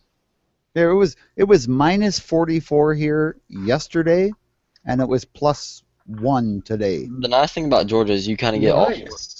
The nice thing about Georgia is you kind of get all 4 seasons. Now, I will say like the summer season is probably a little bit longer. The spring and the fall gets cut a little bit short because it gets it starts warming up and then it gets hot, and it's hot until like September. Yeah, and we're not talking a dry heat either where you are, right? It's kind of humid. Yeah, it's not that bad. I mean, but then again, when I say not that bad, I'm comparing it to like Florida, so. Yeah, so it's nothing like Arizona's. No, definitely not. I've been there too, and it's nothing like that. Actually, Arizona wasn't that bad. I was like, because I was expecting it to be like very like horrible. I was like, oh great, it's gonna be so hot. Got off the plane, it's like 110 degrees. I'm like, this isn't really that bad for just standing around, Yeah. Yeah, because it's a dry heat. It's like here. It does make your clothes feel kind of weird on you because they're like your clothes are like super dry, and you just feel kind of uncomfortable a little bit getting used to it. But it wasn't that bad. Yeah. Yeah. Whereas here when it's minus 40 here, you think, oh God, how can somebody live in that? But you go out there, and as long as you're like dressed so you're not going to freeze bits off right away, you can be out there for half an hour. It doesn't kill you. It doesn't freeze your face. I mean, it's brisk, but it's so dry. It's just not the same. If it was a wet cold, if it was minus 40 and you were next to an ocean, you'd die. Yeah, or if it's windy too, like the wind There's a Yeah, lot to well, do with it. Like well, here, that's what it was. here, It was only minus 30 without the here, wind chill. It here, was like minus literally 44 with all the I wind wear chill. through all I wear through the winter here Yeah. is a windbreaker, and then like a t-shirt underneath that, or whatever shirt I'm wearing. Like only rarely do I wear my coat is whenever it's like either pouring down rain or it's like really windy, because it can be like 25, 30 degrees, but if it's still, and unless I'm gonna be like working outside, but if I'm just going in between classes like at school and stuff, I just wear a windbreaker. Yeah, see me, and even in the middle of summer, like in August when we go camping up north, I will take a pair of long johns because I know if it decides to get shitty weather and rainy and cold and shit, you'll need the long johns. It'll be damn near freezing. So, Caleb, what does your dad wear in the wintertime? Does he wear a winter coat or just a light jacket as well? He wears like his blue jeans, his t-shirt, and then like a fleece coat over that. About his pants. He was just telling you what he's wearing, Dano. You didn't hear it. Oh yeah, he just wears like a light jacket. Like I'll put it this way, like I have a Carhartt that like I wear like when I go hunting and stuff. If I'm gonna be sitting still in the tree stand for 3 hours, but like literally that Carhartt, I've worn it I think 3 days to school this semester or this year. Well, Carhartts are pretty heavy duty. Right. Yeah. So that gives you an idea. Well, mine's not really that. It's not even a quilted. It's the nylon mesh on the inside, so it's really not that thick. Yeah, there's different kinds of Carhartts down there. I have worn my long johns twice to school this year. Like I said, it was had like 10-degree weather, and I have an 8 a.m. class. So yeah, see, 10-degree weather, I don't start wearing my long johns at 10 degrees. Well, I didn't the first day, and it wasn't that bad, but my knees kept getting freaking cold because every time. Yeah. I was just like, I'm gonna wear my long johns the next day, and like the long johns is just comfortable. Yeah. I have the same knee thing. Is like if it's cold out, I'll come in, go to have a bath. You take your long johns off, and your knees are purple, and it's like that's what they're ice cold. It's because of all the bone. Right, because there's no space there to hold heat on your clothes. Well, and you don't have any fat generally around your knees because they're bending all the time, right? Mm-hmm. Yeah, I have to ask Edge about that. No insulation. I mean, maybe Quark doesn't see that, or Dano, but I mean, this us people who are a little slimmer. This is Edge's winter clothing, a baseball cap. Yeah, well, pretty much, yeah. Keeps the sun out of my eyes, man. No, I should, I still see people here, like walking down the street, waiting for the bus, wearing frickin' board shorts at minus 20. Like minus 20 centigrade, which is like, below zero. It'd be like 0 your temperature or whatever. Mm-hmm. But yeah, minus 20. They're wearing board shorts and flip flops, and I'm like, what the fuck is wrong with you? Like, are you retarded? If for whatever reason the bus didn't show up for half an hour, your legs would actually freeze. If the wind came up. People are just stupid. Mm-hmm. Unprepared that's exactly what it is.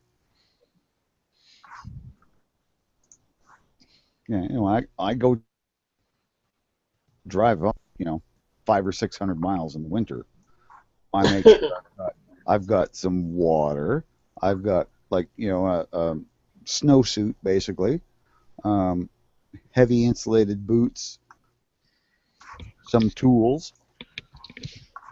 The heaviest thing I've ever worn during winter, like as far as when I'm hunting and stuff, which is a completely different story, because when you're doing something like that, you're gonna be sitting still and you're not gonna be generating body heat. So like, typically if I'm going hunting, depending the way you hunt, the coldest I've ever dressed for is like boots, wool socks, maybe 2 pairs of wool socks, long johns, sweatpants, and then hunting like Carhartt top style pants over that, and then like same thing on my chest, my torso. It's like long john sweatshirt, and then like a hoodie, and maybe a coat. That's a lot. Yeah. See, I mean, to me that would be a lot. But then I don't still hunt. I stalk. Oh yeah. I'm always moving, right? So even though it's way colder here, I probably wear less. And I know as soon as I make the kill, I'm going to get all sweaty, so I have to take off the top 2 layers. When's the last year that you hunted? Oh, gosh, that was about 10 years ago. Exactly.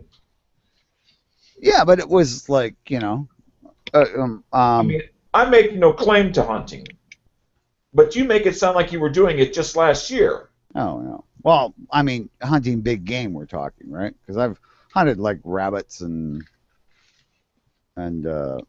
partridge and duck and shit like that lately, but Oh, really? So how many duck did you get this season?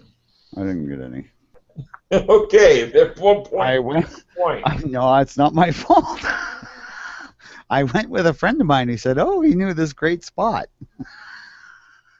and we went the last couple of days of the season, right? Because we were busy and we had other shit to do, and we went, and his great spot sucked balls. Okay, Bob. I got to ask. So, what was the one animal you did hunt successfully this past season? House rat. No, I did get 2 rabbits when I was visiting my buddy. But they were jackrabbits, so these weren't like little bush bunnies. These were like, good 2-foot long ferocious creatures. And I shot them with my Remington 1100. Oh, he just went walking out in his field, man, in his pasture with a couple of shotguns, and these freaking big giant jackrabbits would jump up and start running. And it was. What are you smoking? Big giant jackrabbits? Yeah, you've never seen jackrabbits? With the big ears? Yeah, they got the big giant ears, but they also got big giant back legs, and they run big. like really They fast. were like, what, 15, 20 pounds? You're trying to make them sound ferocious. Jesus Christ, it's a fucking rabbit.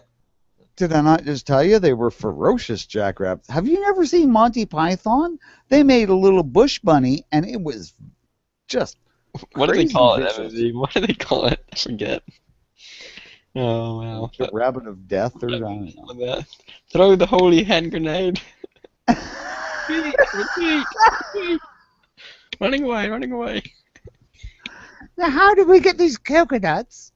Well, some sparrows carried them across the ocean. There was a sparrow who carried across the ocean. It's like, well, I don't Now, we both had our nerdiness, except Dano. Now, tell us more about Star Wars. I didn't have anything to say. What did you have in mind? Oh, no, just kidding. I will talk about Star Wars for a while. Oh, okay. See, I said that, and I should have known it was going to be Quark jumping in. Yankee's not here, so I guess somebody's got to be the biggest nerd. Han shot first. What I gotta say. Say what? Han shot. Solo I shot actually first. think he did too. Yeah. I'm pretty sure in the movie I saw when it first came out was like, yeah. I was so excited to go see this movie. It was going to be this great science fiction movie, and I watched it and went, that sucked. Ugh. I mean, great special effects. I kept thinking that, but I kept thinking the story just sucked. It just had, it was like, been done a gazillion times. Come on. It's sci-fi. Get something new. No. Fucking do old soap opera theme. And if I ever see Spielberg, I'm going to talk to him about that. Is that Spielberg? Spielberg do that? I don't know. Lucas? Was it Lucas? I thought it was Look at the Spielberg. picture, Ralph, putting it on a giant jackrabbit. There's a guy riding a jackrabbit. Yeah, that's Bob's jackrabbit. Exactly. Bob's jackrabbit is kind of like an old fishing story. The more you tell it, the bigger it gets. Yeah, they weigh like 300 pounds in Canada. No, the jackrabbits only weigh about 20 pounds, but think about 20 pounds of an enraged rodent with They get mad. back claws. I mean, they got their back claws are about an inch long, and they've got these really powerful legs, and they've got giant for running away. Right? But they got giant teeth, and when you corner them, It's for eating vegetation. What do you think the teeth are for? for biting you when you try to rip their heads off or like twist their necks because they're wounded. Try and carry 22 and just pop. If they're wounded, you don't shoot them down by their mouth and grab them. You shoot them in the head. I don't know. But then you ruin the ears, because actually, if you dry the ears, you can make a little strap of leather and a little strap out of some more other hide and tie them under your head, and you get rabbit ears. Really funny. Goes over great at parties. Well, up here it does. Oh, because some of the ears are really long. Like, there's some rabbits here that got, like, ears that are 6 inches long. Why are you so fixated on the ear length? Oh, I'm just saying that our rabbits have longer ears than yours do, apparently. The ears is not And where it the bothers whoop you ass a comes lot, from. I guess. I mean, when you see a tiger, are you afraid of his ears? No, I don't think so. Because it's not the ears that create the holy shit feeling. It's actually a good saying. I like that. Yeah, it's their eyes. Oh, God. Lion Python, did you see the red eyes? With the blood all over his chin? Yeah, your papa had really red eyes? And the rabbit from Monty Python. Oh, yes, I know, yeah. But the best part about that rabbit was it was one of those little tiny white bunnies. Like when you feed to your pet snake. Yep, exactly. Actually, my snake can't eat a bunny rabbit. Rats are the best he can do. Just rats? Mm-hmm. Oh, it's a corn snake. I mean, the fact Killer bunny, that's what they call it in the movie. The killer bunny. Here's the funny part is, I'm trying to get a permit so I can take my snake with me when I come down to visit, because I'll just put him in the fifth wheel, right? And they're going, oh, you can't import these imported animals. And I'm like, no, it's a corn snake. It actually comes from here. You know, it comes from America. Oh, but it's an imported animal. No, it's not.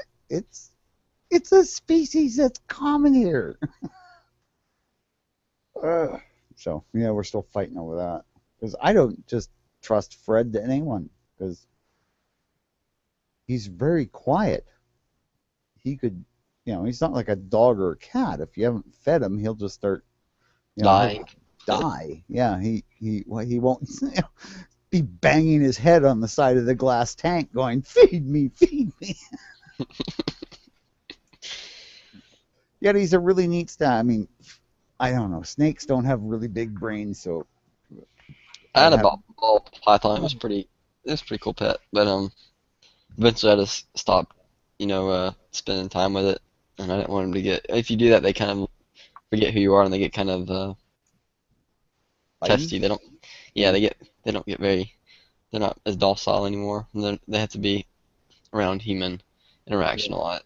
Well, that's the nice thing about a corn snake. Like my daughter's is completely grown, so it's about 6 foot, and probably a size around about, I don't know, 2 inches around, in its thick part, and it'll bite you. But I mean, its teeth are just so fine. I mean, they won't go through my fingers. They won't go through my skin. My daughter, because of course she doesn't have the same skin as me, she'll actually get little tiny points of blood from getting bitten by the snake. But it's like that happened to me too. The first day I got mine, he was crawling on my lap, and I was like playing Xbox or something. Yeah. And he bit me on the inside of my thigh, so that's pretty tender, and it didn't really hurt. Not your thigh. On the inner side of my thigh, like near my knee. Were you? What the hell were you doing with that poor thing? I was sitting in a gaming chair, and he was over my leg, and I had on basketball shorts, and he bit me like right on the edge of where my basketball shorts were, and it didn't really hurt. It surprised me more than anything. I was like, oh crap, and I just kind of pulled him off and put him on the floor, and there's like blood coming out of each little individual, tooth mark where he had bitten me. It was kind of cool. Made a cool little black mark. Would have been really cool if you would have gotten infected. No, I cleaned it and everything. It was fine.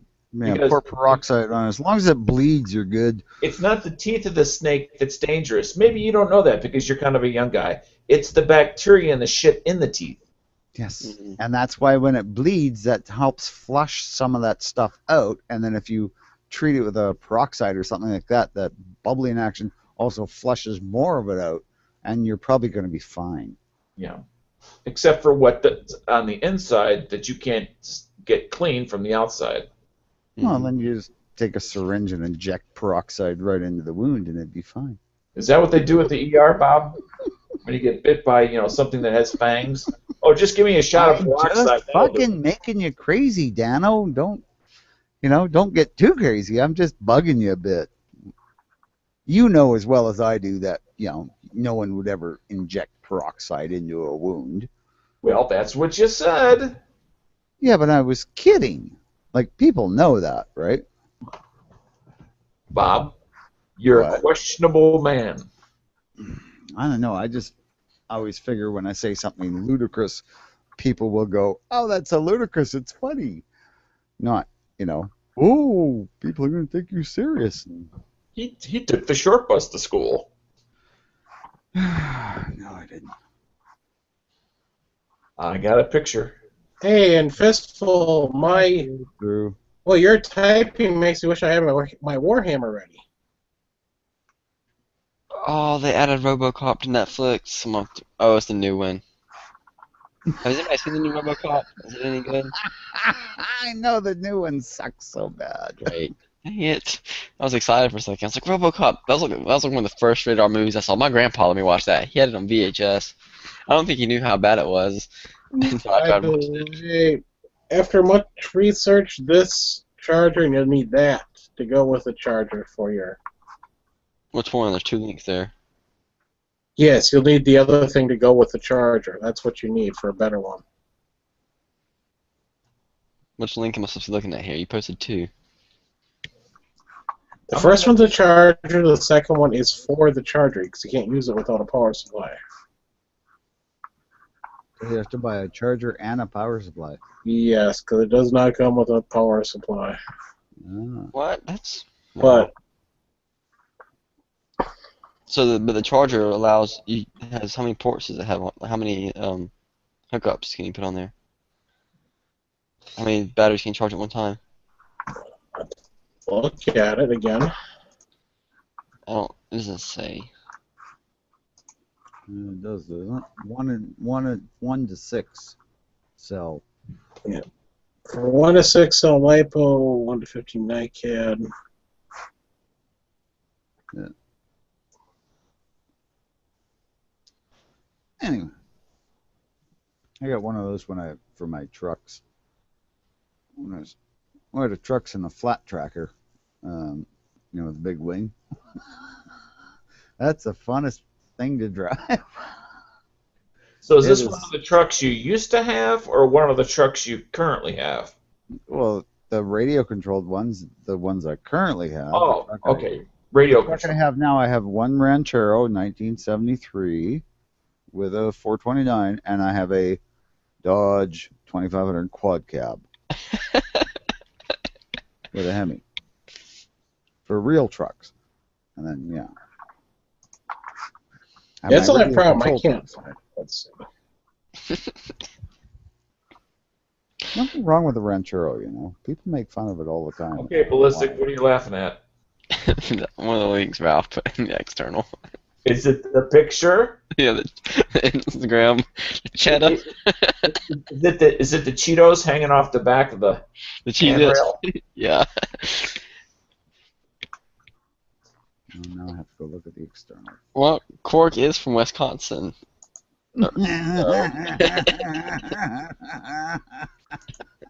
Oh gosh, it's about Quark. I gotta see this. Cork or Edge. That's Edge, not me. I'm looking at the Cheez-Its. Obviously, she's a Cheez-It fan. Judging from that box of Cheez-Its in the back of that wheelchair. One of the guys commented on it. He says, I wonder the who's top paying 10 for those movies. cardiac arrest medical bills. Oh, yeah, never mind. ... So we are. I'm getting the top 10 movie shootouts. Why aren't I getting the... And when you take a baseball hat and turn it around backwards, it looks so much more feminine. Obviously, she's a Cheez-It fan. Somebody's got a double chat playing. Yeah. Bob. It ain't me. Damn, somebody. Quark. I got mine turned off. It's Quark. What? You have a chat window playing. You have our chat playing in another No, window. I don't. Somebody does. I can hear it. Whoever it was, turn it off. No, Actually, I don't. If you don't believe me, I'll screen share it. I think it might have been me. I don't know. Oh God! Oh, here we go. The Big truth. surprise. Wait, no. No, what's this? We were never gonna solve that one, huh? What's the girls fail compilation? Where she Oh, sticks her God. head out of the train and another train almost fucking takes her head off. I don't know.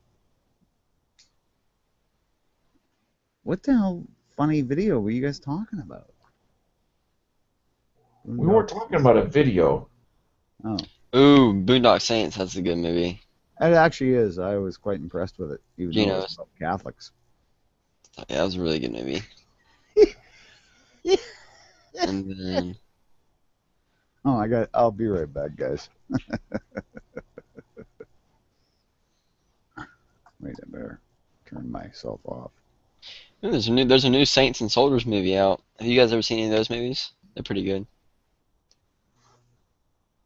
Nope. There's Saints and Soldiers. Let me see what that one's. The new one on Netflix is called The Void. The first one was good too.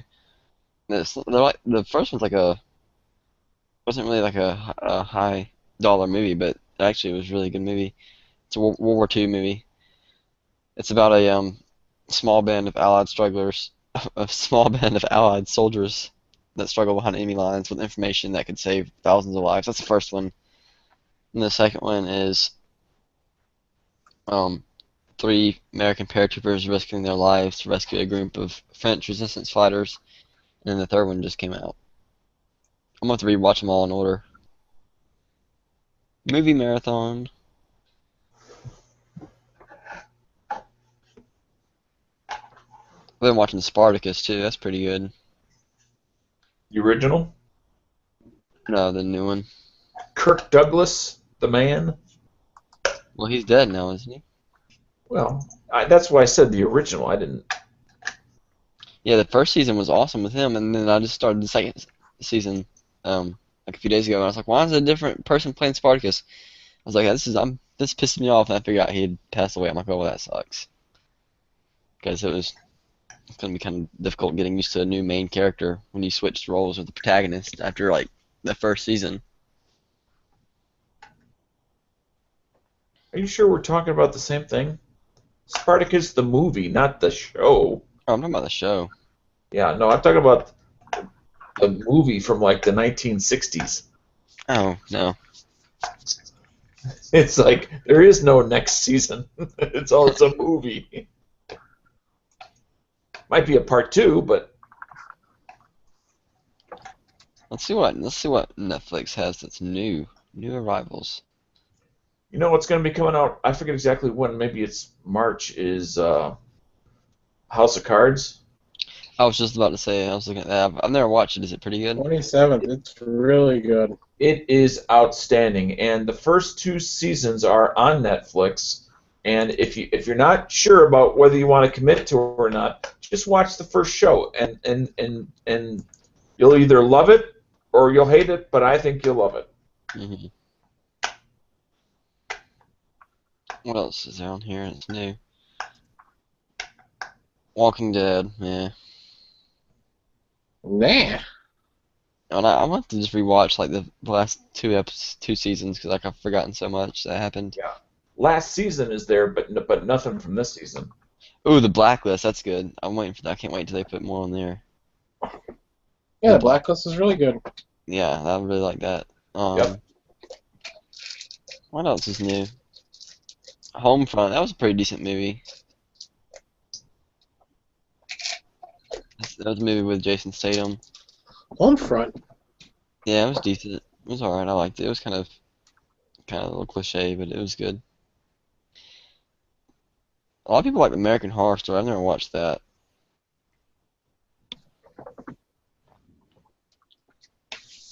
Ooh, I can't wait for the new seasons of Arrow to be on Netflix. That was a good show too. Oh, what is this? Joe. I haven't seen this. Nicolas Cage. Have you guys seen that Nazi zombie movie, Dead Snow? No. It's kind of, the second one's kind of ridiculous. The first one was kind of good, actually, though. I don't know if the first one's still on Netflix or not. I watched it like 2 years ago.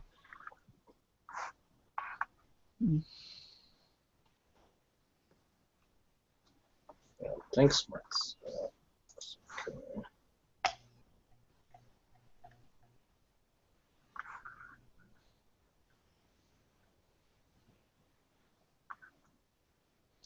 Field of Lost Shoes. It's a movie about the Virginia Military Institute in the battle protecting the Shenandoah Valley from the Union Civil War movie. That looks interesting. I'll add that to my list.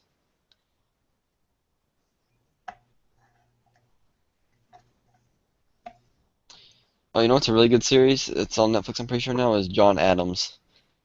That's a really good series. Marco Polo, that's good too. Yeah, Marco Polo was good. Oh, Peaky Blinders, that was really good too. God, there's so many shows that are like awesome that I'm just waiting on the new seasons to come out so I can watch them. So what was your problem with that charger you ordered? I'll show you. Let me get it. It's right here. Actually, I gotta plug in my next battery to charge here. Hang on a second. Hold on, let me get over here to hang out. Hang on a second. I haven't got it. I'm not even to my computer yet. I'm still getting it off the floor over here. All right. So let's use this one as an example. Turn my camera on here. Alright, so here's the charger, and you see it has little ports on the side there, the little plug the battery in. When you plug the battery in, it doesn't snap, it just goes in, and that's it. That's it. That's all it's supposed to be. No, it's supposed to like snap, like click. No, and chargers like that, which are universal, they're just supposed to slide in so the connectors meet.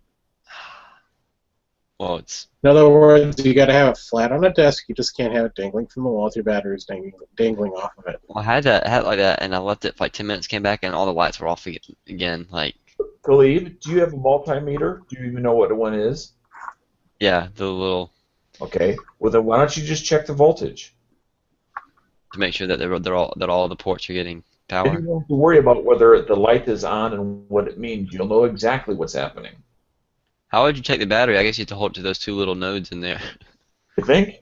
I don't know if it'll be tiny enough. It should be small enough to. As long as you make contact, you'll get a voltage. That's a good idea. I didn't think about that.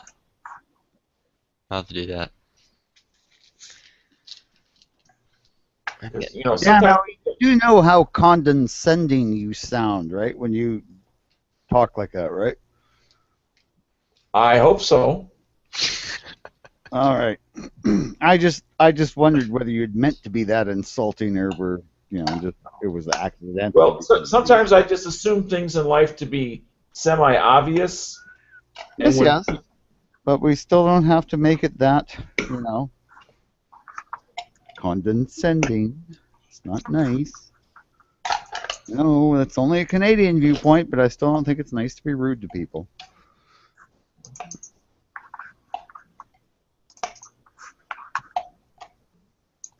One on that note, I'm gonna put a magazine in my Browning.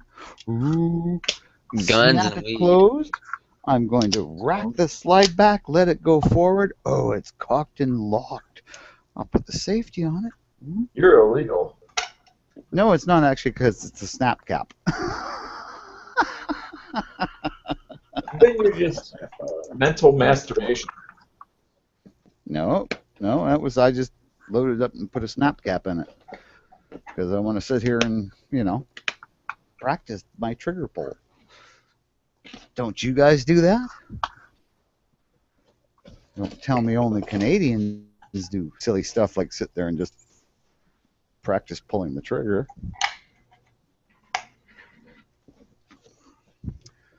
Good for you. I think this newest ISIS threat is really great. That they're going to attack the malls of America and Canada. It should make concealed carry permit holder or applicants should go way up. I mean, just think about it, that mall that got hit in Africa or wherever. What the hell was that? Anyway, none of those people carried, right? It wasn't a culture where you carried. So these guys come in, they got AK-74s and stuff, and they're just kicking ass. But imagine if, like, for every one of them, there was 10 people with Glocks. It'd be just like, let's start shooting, and all of a sudden they just get literally lit right up.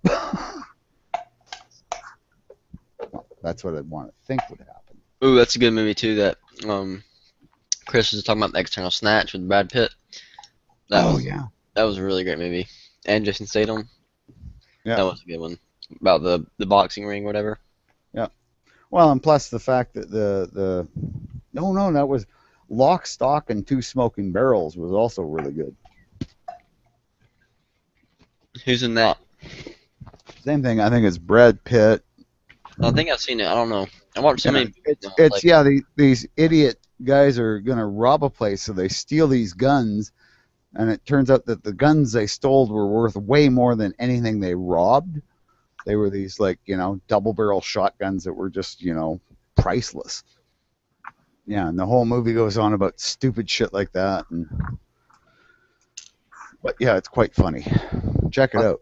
Lock, Stock, and Two Smoking Barrels. I'm looking at it now. I'm gonna see if it's in oh, dang it. It's not on Netflix. Let's see if it's on Amazon. What's good is that new Crave TV. You guys should check it out.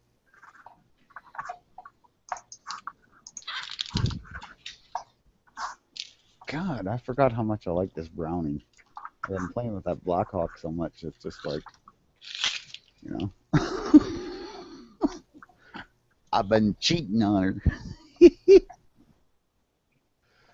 Not anymore, baby. I'm back. Besides, she shoots the cheap ammo. The Blackhawk doesn't. No. Ballistic, since you don't like your charger.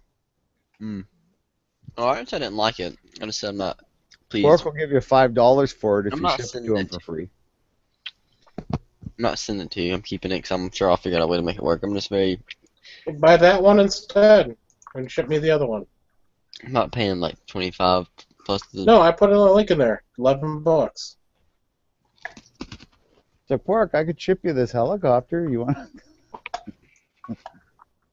Well, I don't know. I'd have to see what it would cost. If it was more than $10, I'd know. Pork, that's the same daggum charger. No, it's not. Yes, it is. It looks exactly the same as one I have, except it's only... You have a 4-port. This is a 5-port. Did you hear? It's made of the same components. He said, "Dang gum." That's Okay, the same dang gum charger I already have. What are you talking about? You said the link to the charger you have, then, Ballistic. Huh? Put the link to your battery. You have the ThinkMax 4-in-1, right? Yeah. Okay, this is a 5-in-1. There are 5 ports. It's a different charger. Read the reviews. You'll see that people have trouble getting the batteries out because they really are in there that good.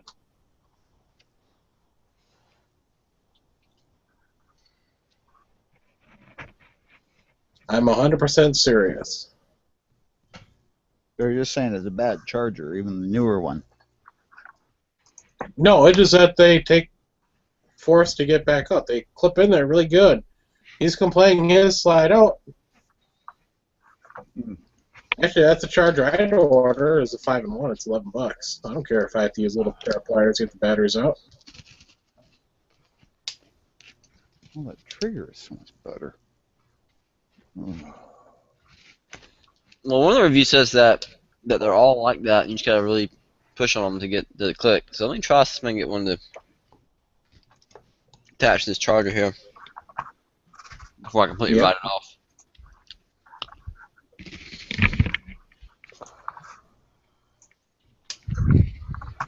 Yeah, I have to have you order me some batteries, not this week, maybe next week. Okay. Because this is I'm going to show you another link. This is the exact same charger. The only difference, this comes with cables to batteries you're not going to charge. Oh, I got it. Yes. Okay, it does go. It does snap in. I'm so happy now. Oh, we're good. It does snap in. He was just doing it upside down again. No, it just. I was afraid I was gonna break the little thing whenever. That's why his first girlfriend said, like, no, thank you. I don't want to do it there. Upside down. Get it? Go ahead. Shut up. Go ahead, Khalib. Tell us the story. Come to the altar of truth. What are you talking about? Tell us what you did wrong. I didn't have the connector. I didn't have the connector completely inserted. I mean, not much to say.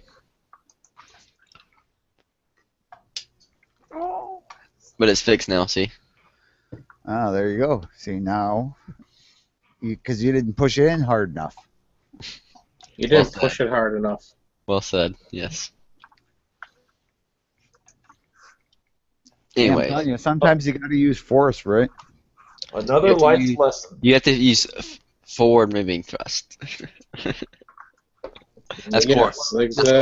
That's cork. So Unless she was a head cheerleader and most popular girl in the high school, you probably have to use a little force. Now you can order me that anytime you want there, Cleve, because you got the client. Yeah, right there. But yeah, you want to send me a helicopter? I'll take a helicopter. Well, let's see how much it costs to send the damn thing. what are those for, cork? Those are. They're for my other helicopter, the two little single prop. Although I'm kind of Okay. thinking, Yeah, that's only 180 I'm milliamps. kind of thinking I'm going to be living out in the country. The only thing is, I'm thinking, what do I want to move, right? Because I got robots and planes and trucks and You have robots. yeah. I have not imagined you having robots. No, my son gave me one of those goofy robots he bought that does all kinds of stupid dancing stuff. It's about like 14 inches high Hmm. because it didn't work right. And then I modified it a bunch, and now it kind of just beats on shit when you tell it to. But it's kind of cool. It still does like rush towards something and go smash, smash, smash. But it's got plastic arms, so I just changed the servos and some of the receivers in it, so it takes radio controls. Still funny, but I originally gotta talk we were more so I can annoy Fiscal Palmer. going to put it in one of those robot fighting contests, but after about the first week he lost interest, and I just kept going because I was interested now. I really wasn't to start with, but after he lost interest, it was, well, fuck, I'm going to finish this damn thing. My USB connector finally came off my cooling fan for my laptop. Really? Yeah, see, look, I'll show you. This part is no longer. What part? The end came off, the wire wore off. Oh. That runs my cooling fan. I never use my cooling fan anyways. I just use it to prop the laptop up. That's all I use it for. It's only like My $10. cooling fans mostly run. I mean, not down here in the basement, but like anywhere else in the house, my cooling fans on my laptops will run because. Well, this one is like you plug it right in your computer and it runs no matter what. Yeah. You just plug it in the USB port and it starts running. See, well, all my laptops are probably full of cat hair because I live with cats and. No, the actual cooling fan that's in my laptop, it rarely runs. Like it's only if I'm like downloading or uploading a video or something like that. I mean, then it's having to work a lot. Yeah, well, mine too. But mine's lately started to run when I'm watching Netflix. Oh yeah, you probably should clean it.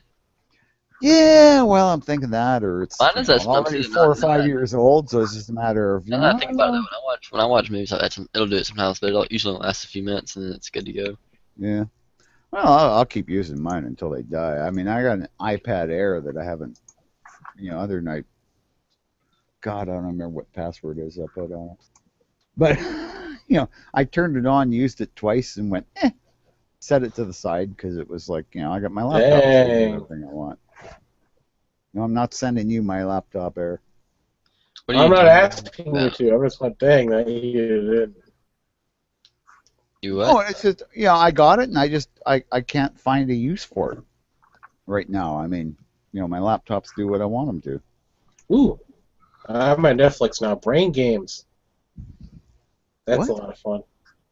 Brain Brain Games. It's a TV show. and what's And it it's about? basically a lot of stuff, how your mind picks up stuff, like, it'll show you a pattern, and, like, it'll look like two different colors of gray, but they're the same color gray. Oh yeah. Yeah, stuff like that. We have a really cool game show here. I guess it's a game show, reality show. It's called Who's the Biggest, the Canadian Biggest Know-It-All, the biggest know-it-all in Canada, and they get these people you know, will nominate them, saying, "This is my friend. He's a professor. He does this, does this. He's the biggest know-it-all I know, right?" And they'll nominate them, and then, you know, whoever gets the most votes or whatever, they get to be on the show. And there's like 10 of them, and they have all these contests, you know, like high-end math, ballistics, all kinds of shit like that they have to do on the fly and design things, and then they'll also have skill testing stuff. It's an amazing show, and yeah, it's amazing again. Gee, I should say that 4 or 5 more times. Just 4 or 5. Yeah, but it is really interesting how, like, the first season I watched, because they run it over a season. The first season I watched, the guy who won had no formal education. I mean, he had former military, but never got above a sergeant. You know, I think he was high school basically, but he just knew fucking everything, eh? He was one of these people who just read books, you know, just voracious reader, and he just absorbed everything. It was amazing because he was one of the older guys too. He was like my age. No, maybe not quite, but you know, up there, getting close to the half-century mark.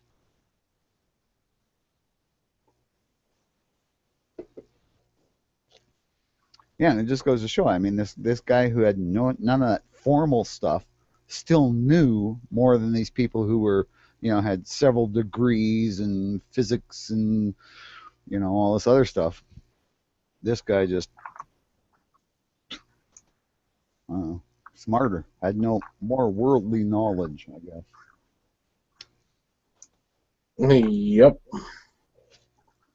And yeah, I think that's something that's being lost, though. I think that truly is. We're losing a whole. Well, there isn't that many people anymore who can do stuff like go out and survive in the bush, and you know, like how many young people do you see on those prepping channels and that? There isn't that many. I see none, really. No, Alaskan Frontier, there's Brave the Wilds. There's a few others that are out there that are fairly... Oh, Bonnie Hunter, you got to count her as one of the young ones. What means that I actually have to watch her channel? And you ask me how many have to watch her channel, okay? I mean, I'll watch it for you. I'll watch That's it. fine. But anyway, you know what I'm saying is there are some young people out there that just not that many that are into the preparedness and the bushcrafting and the stuff that we need to, we can't lose. I mean, if you lose the basics of bushcrafting, people who then have to go out and survive in rough conditions are going to have no fucking clue. Yeah, Dr. No says he's going to invite you out to Texas to pig hunt. Oh, I'd love to, man. He says you got to wear the costume, though. What costume? The pig costume. The pig costume. Oh, I get it. Dr. Gano. Fuck you.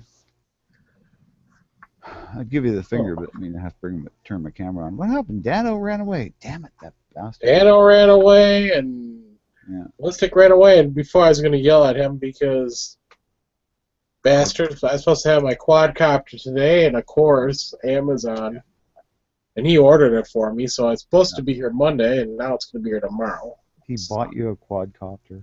I sent him a gift card to buy the quadcopter. Oh. So I have to wait 5 to 10 business days. How many pictures was it?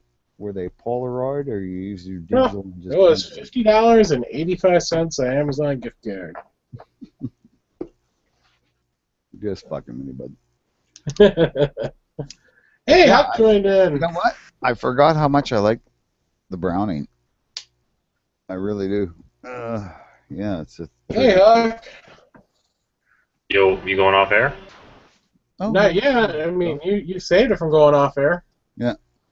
Yeah, if it was just going to be me babbling and Quark going, oh, you want to look at my cats? You want to look at my cats? Probably wouldn't go off there. Want to watch me fly some planes? You have pilot's license for? I don't need one for RC. You should. Those things are dangerous. I know. I You know, knew we somebody actually- lost a finger. You need a federal background check. No, I'm serious.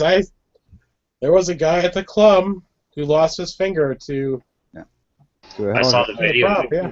I saw the video of the kid getting his head chopped up with the RC copter. There's pictures of it out there too now. Yeah. Oh, I mean, it can be really dangerous, and you have to be responsible with them. But I mean, we used to be able to fly our fixed wing RC airplanes, like this is 25 years ago, in this one park in the middle of the city, right? It was a big park, kind of on the edge, but close, like in part of the city. Yeah. And somebody's like giant scale B-25 got away from them, and I guess some poor old woman just was opening the drapes on her balcony of her apartment and saw this like airplane coming at her, and just like freaked, and then it hit the glass, and it was a radio controlled airplane, so it didn't really hurt anybody, but she had a heart attack, and plus it smashed through the windows. And radio controlled airplane won't hurt anybody? Well, I mean, it missed her. The only thing she got was she got a little cut up by the glass from the patio doors, but I guess the shock of it gave her a heart attack, which killed her. And now we can't fly there anymore. I've witnessed a few accidents. You know what? They can be dangerous. Yes, they can. Yes. And you've got to be really responsible with them. I've like I say, I've been flying for, 30 years or more. Well, since I was a kid, used to have the line control ones. You'd stand there and they'd go around you in a circle, and they had little gas engines.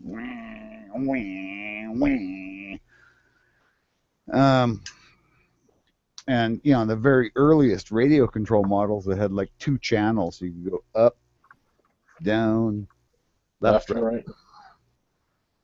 There was nothing like flaps or, or ailerons. You never had ailerons in the earlier ones. You just had to have a wing that had a lot of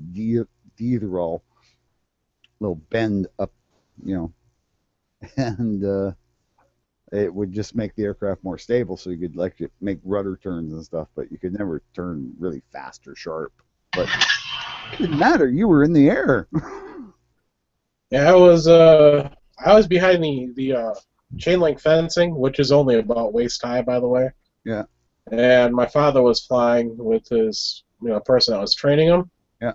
And the guy lost control of his plane. Yeah. Ended up hitting my father in the leg, and broke the wing clear off. Yeah. And the motor got embedded about 2 inches from the top of the chain link fence. Got embedded in the chain link fence. So that's how close I got to being hit by a radio controlled plane. Basically going full bore. Yeah. Oh, yeah. Well, I mean, I knew lots of guys got hit by the lines on the line controls, right? Because you'd have you know, a bunch of 10-year-old kids out there with this thing they just bought or they got for Christmas or something, you know, and get that motor going, and they've never flown one before, and they go, and all their friends are watching, and somebody walked too close, and get wham, you know. If they're lucky, the prop didn't hit them, because that would slice you right up. Oh, the props will. I mean, they're like little meat grinders. Yeah, for sure. no, they're basically like knives that are spitting at, you know. Yeah, and they will break after they start hitting bone too much, but I mean, they're gonna shred the meat first. Well, a lot of people are using the plastic props instead of the wood, which would just continue slicing. I actually always used the wood because I like the wooden blades. They were more natural, eh? Yeah, it took a little bit more to get them balanced. Well, I lived in a country where, this is honest to God true story. A bush pilot, you know, broke his prop on landing in this native village, you know, delivering mail or whatever. So then he was stuck there for the next couple of months. He made a prop out of, because no radios, right? So he made a prop out of a spruce tree and used moose hooves to make glue and stuff to reinforce the prop and everything, and made the prop and then put it on the airplane and flew it out of there. It's coming in all blurry, Huck. Whatever you're showing. Yeah, it's because there's no light. It's hard to show off stuff without light. It's just tritium stuff. Oh, cool, man. Okay. Hey, Huck, Ooh, that looks cool. Did I ever ask you why they didn't, or did you ever find out why they sent that package back? Nope. So I imagine it would be something with the border or the customs. Yeah, which is weird because. Yeah, I send daggers and stuff over there all the time. Yeah.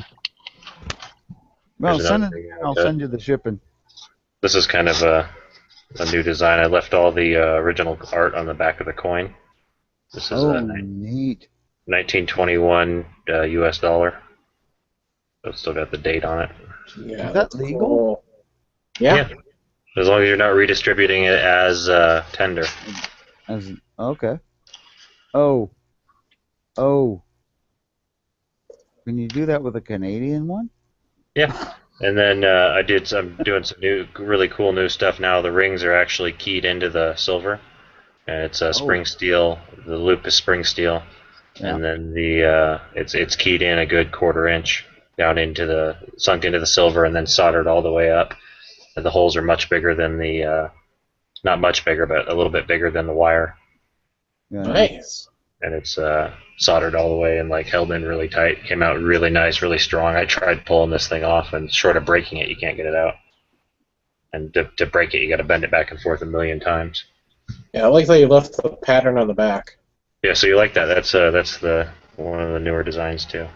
Mm-hmm. Yeah, pretty cool. That's really neat. I would love that, man. Okay, I gotta find a Canadian silver coin you can do that with. Oh wait, yeah, It's legal to do it for artwork or recreational activity, basically. Yeah, that one's 1921. I'm doing one right here. This is 1897.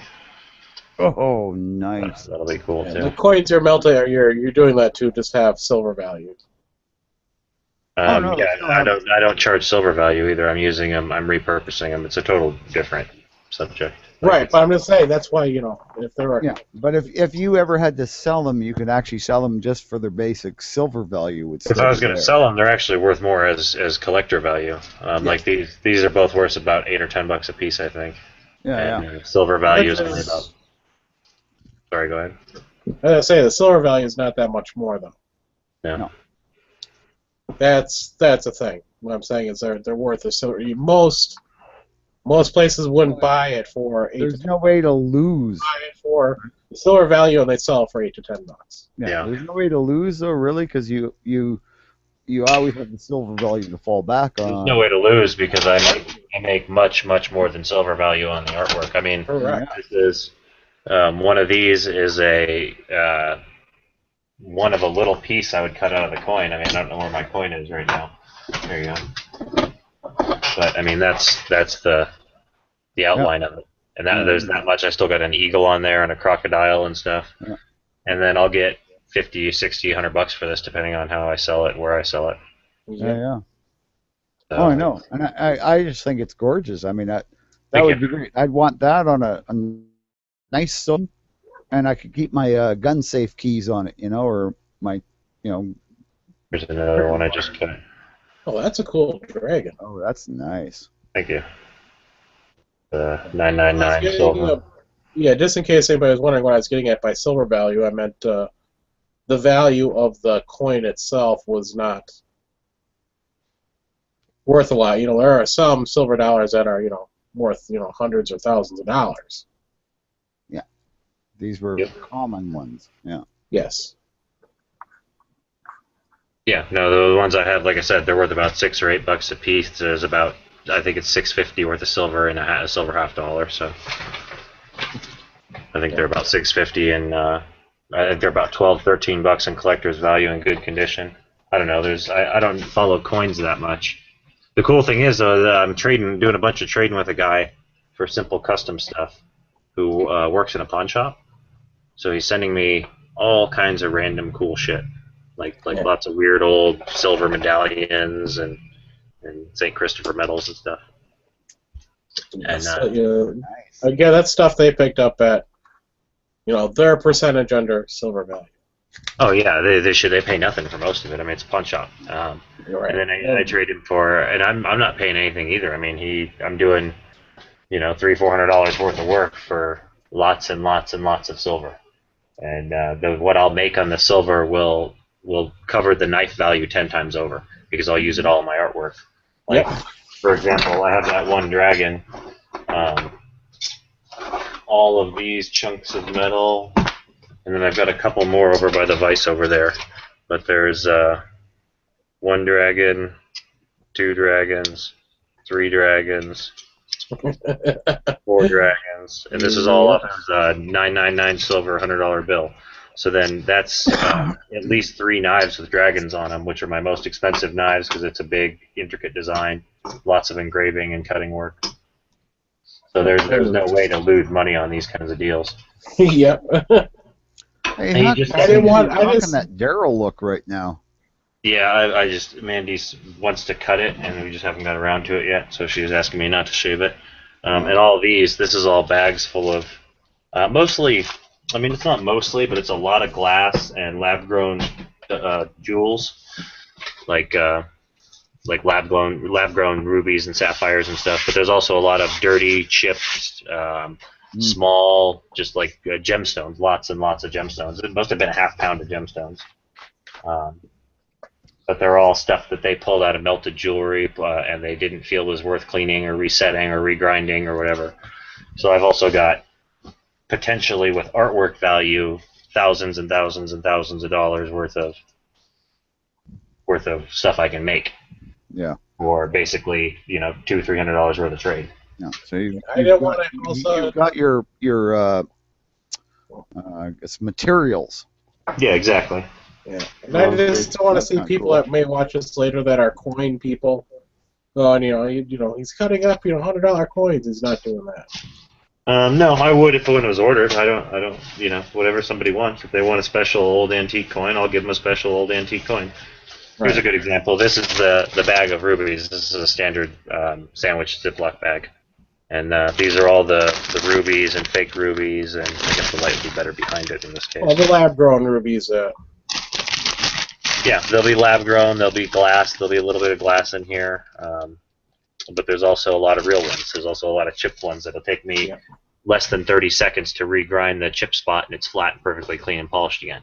And it's a perfectly good stone. So, and most of them I can take and hit with a toothbrush and baking soda or toothpaste, and they're totally solid again.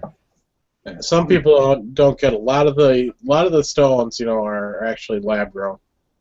They hear something like that's a 17 jewel movement in a watch, but they're man-made rubies, so people see that and they think they're real rubies.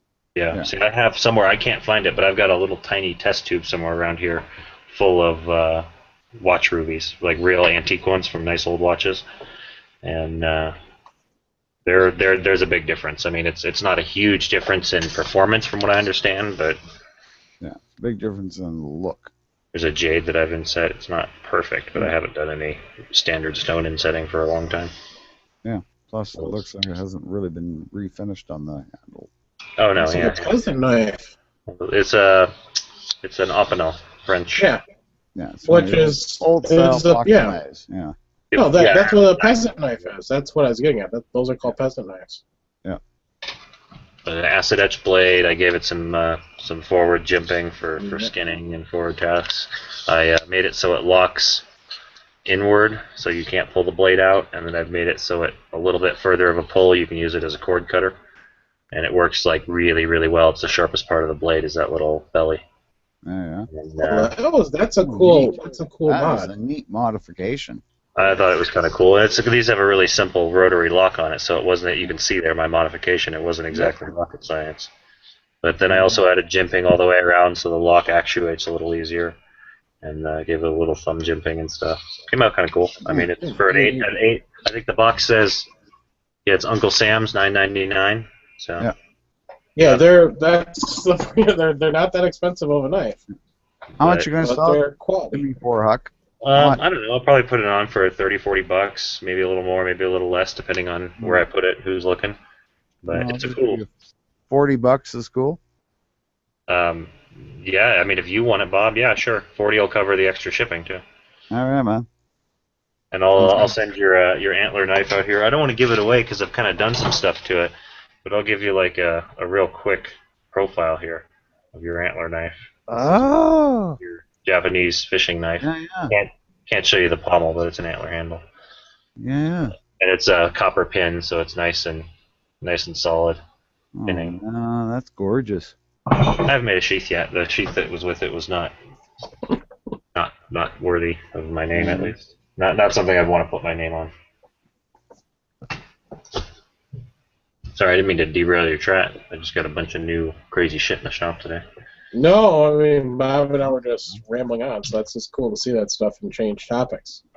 I've had this on Facebook the last week or so. It's been available. Japanese made. It's an 80s Sharp or Saber Sharp brand lockback. Oh, I was going to say Saber. I got a Saber. It's basically the same thing. I mean, there's a bunch of companies over here that sold Japanese-made stuff that were all made in the same factories. Yep. Do you sell a lot to rappers on the East Coast? No, I sell a lot of surprising. construction guys and Yeah. a lot of, Yeah, I think my little three-way pocket knife was a Saber. Three-blade pocket knife. You know what the problem is? That's too small for those guys. yeah, right. It's not a Desert They Eagle. want something like one of those cold steel Spartans, you know? It's like a 8-inch blade on a lock blade, you know? Yeah, I've been carrying this guy around. This is my favorite knife. Pretty much show it off at every opportunity. Oh, yeah. Oh, I mean, that is an geez. impressive-looking knife. The You zero can't go wrong tolerance. with the zero tolerance. I mean, it's And they're okay. for the price. Yeah, My I could. choices are Benchmade or zero tolerance. You know, those are the two in similar price points. Yeah, I have yet to find anything in the sub $300 range that I just tightened it up and Loctited it, so it's still a little tight. I haven't found anything in the $300 and under range that's anywhere near as nice as the zero tolerances, unless you're getting some custom maker that doesn't have their name out yet and isn't going to charge what their knives are worth. Like I couldn't make a folder for under $1,000. No, I couldn't make a folding knife for under $1,000. There's no way. From scratch, it's just too much work. But there are guys out there that do them for $600-800. I might have to disagree. Under $300, you can get a really nice lot of Benchmades too. You can get a lot, but as far as the way they're built, zero tolerance. There's models of Benchmades that are overbuilt the way I like my knives, but there's very, very few Spartans in the Benchmade world. Like most of them are like classy knives. You know what I mean? They're not tanks. Like they're more like really high dollar Land Rovers or something. No, I don't know. Yeah, I mean, whichever the expensive one is. you look at my Mai Tai, my CRKT Mai Tai. I mean, that's an $80 knife in Canada. So I mean, it's not $3 in America. Yeah.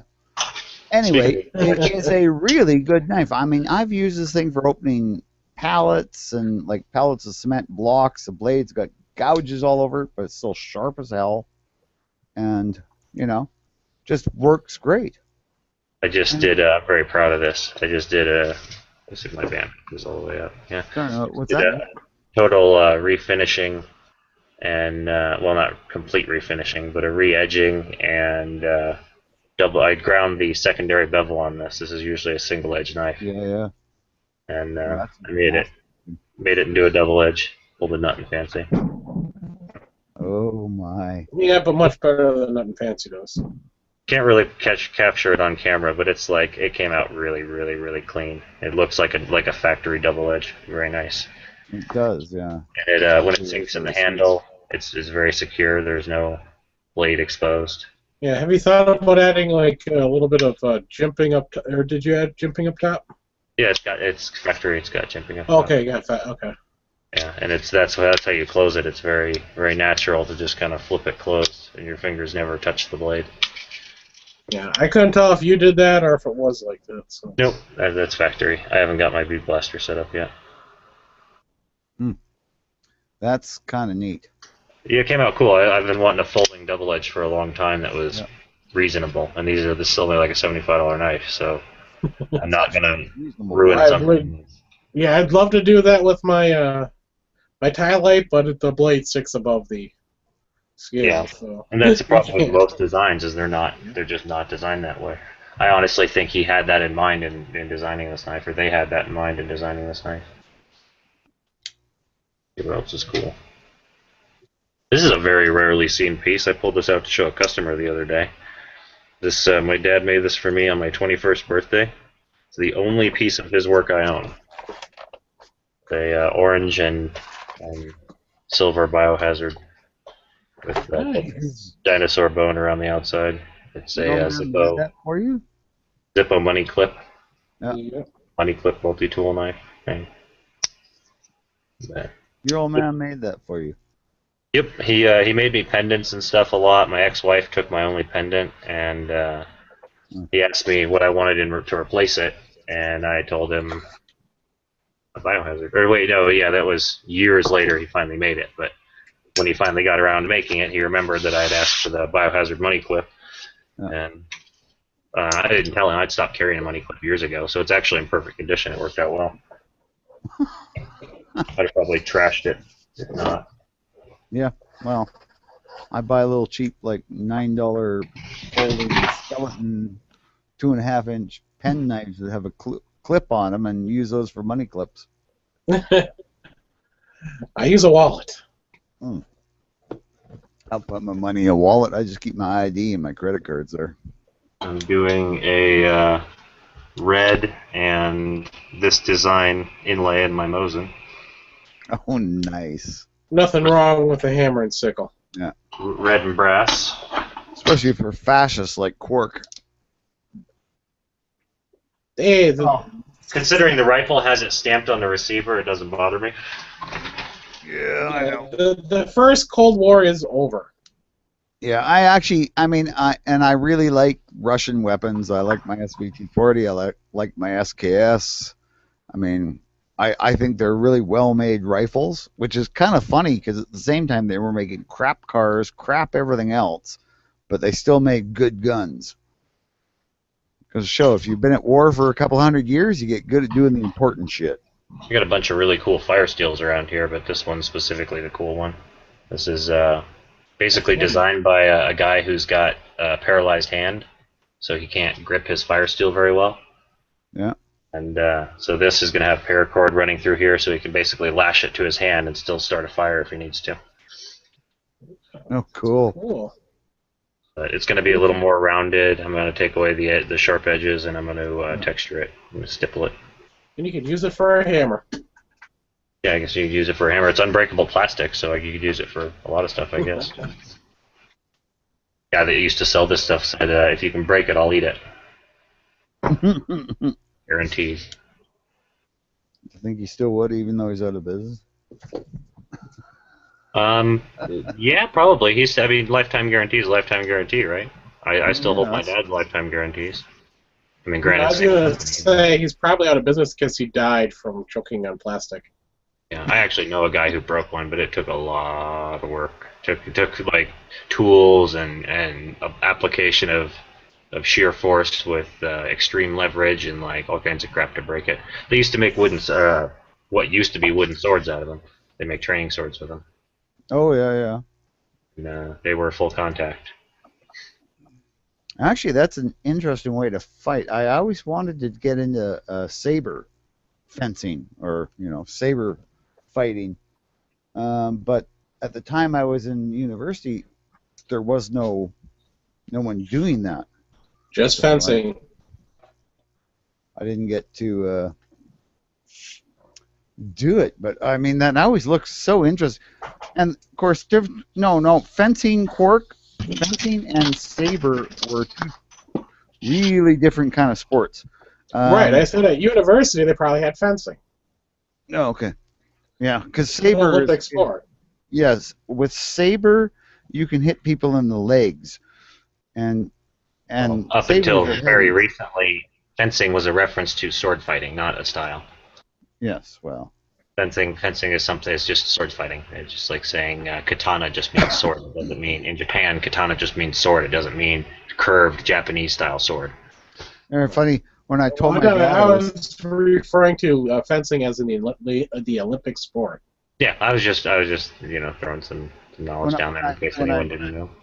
when I told my dad I was thinking of taking fencing in university, he was like, "What you need to take that for? You've run fences like your whole life since you've been 12 years old. You know how to fence." Well, they make that joke in one of the new Star Trek movies. The guy says, Really? I'm a fencer. I'm trained in fencing," and then he pulls out a katana Oh yeah. or a ninja sword, basically. Yeah. Mhm. So I don't know how well this is coming through, but I just got this customer picture the other day. This is a showcase one of my customers has. Oh, nice. It's about 90 to 99% my dad's work. I've done a couple of them in there, but they've been buying from him for about 25 years. Wow. And they buy them like third hand. They don't buy them from him. Yeah.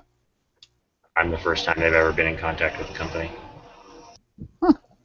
That's wild. That's wild. I don't know. Like I said, I don't know what you can see, but there's lots of cool stuff in there. There's like pandas and gorillas and like all kinds of wild shit. There's spaceships and dinosaurs, and there's a graveyard in one of them. And, I see a lot of turquoise. yep, a lot of turquoise. It's #1 seller. Always has been. Mm-hmm. The southwestern stuff with the turquoise. Only the collectors buy the weird stuff like the dinosaurs and the pandas and so on. But everybody loves the southwestern. Like that's something that not a ghost town collector will buy Yep. Oh, once they see them and realize why their price tags are so high. Mm-hmm. Beautiful stuff. Mm-hmm. Thank you. Kind of bummed because she didn't send me the rest of the picture. Like the very top knife on the very far right is one that I made, and then there's a couple just out of picture that I made. Hey, Huck, have you ever thought about making grips? Like pistol grips? Yeah. Yeah, we've had this discussion. I've definitely I've made full turquoise pistol grips, and I generally only work on flat-sided revolvers, like nothing with wraparound grips. Yeah. Like Browning high power would be perfect. Yeah, doesn't it have wraparound grips that wrap around the back? Nope. Oh, well, yeah, exactly. That's It's a basically flat things panel. that It's just got yeah, 45. Just exactly. like 1911, yeah. That's the perfect kind of stuff for it. I can do stuff with wraparound grips, like I can cut a little, like mill out a little hole and inlay that hole. Like for example. I'm just thinking it'd be really cool. I'm pretty Here's sure this. This is just a piece of antler, and I just cut out a hole in the bottom of it and inlay it, so I could do that to pretty much any material. Yeah. Well, like my daughter's got some horns from some stupid Australian or not Australian African animal that's got really weird big horns. My daughter got a horn from one of them somewhere, or whatever. But I'm thinking they would be really cool to like just cut a chunk off that and get it turned into a set of grips. I could definitely do it. I think we've talked about it before. You just want to like inlay a chunk of horn, but yeah. No, I think before we were talking about your Ruger Blackhawk or Redhawk or whatever. Yeah, Blackhawk. Yeah.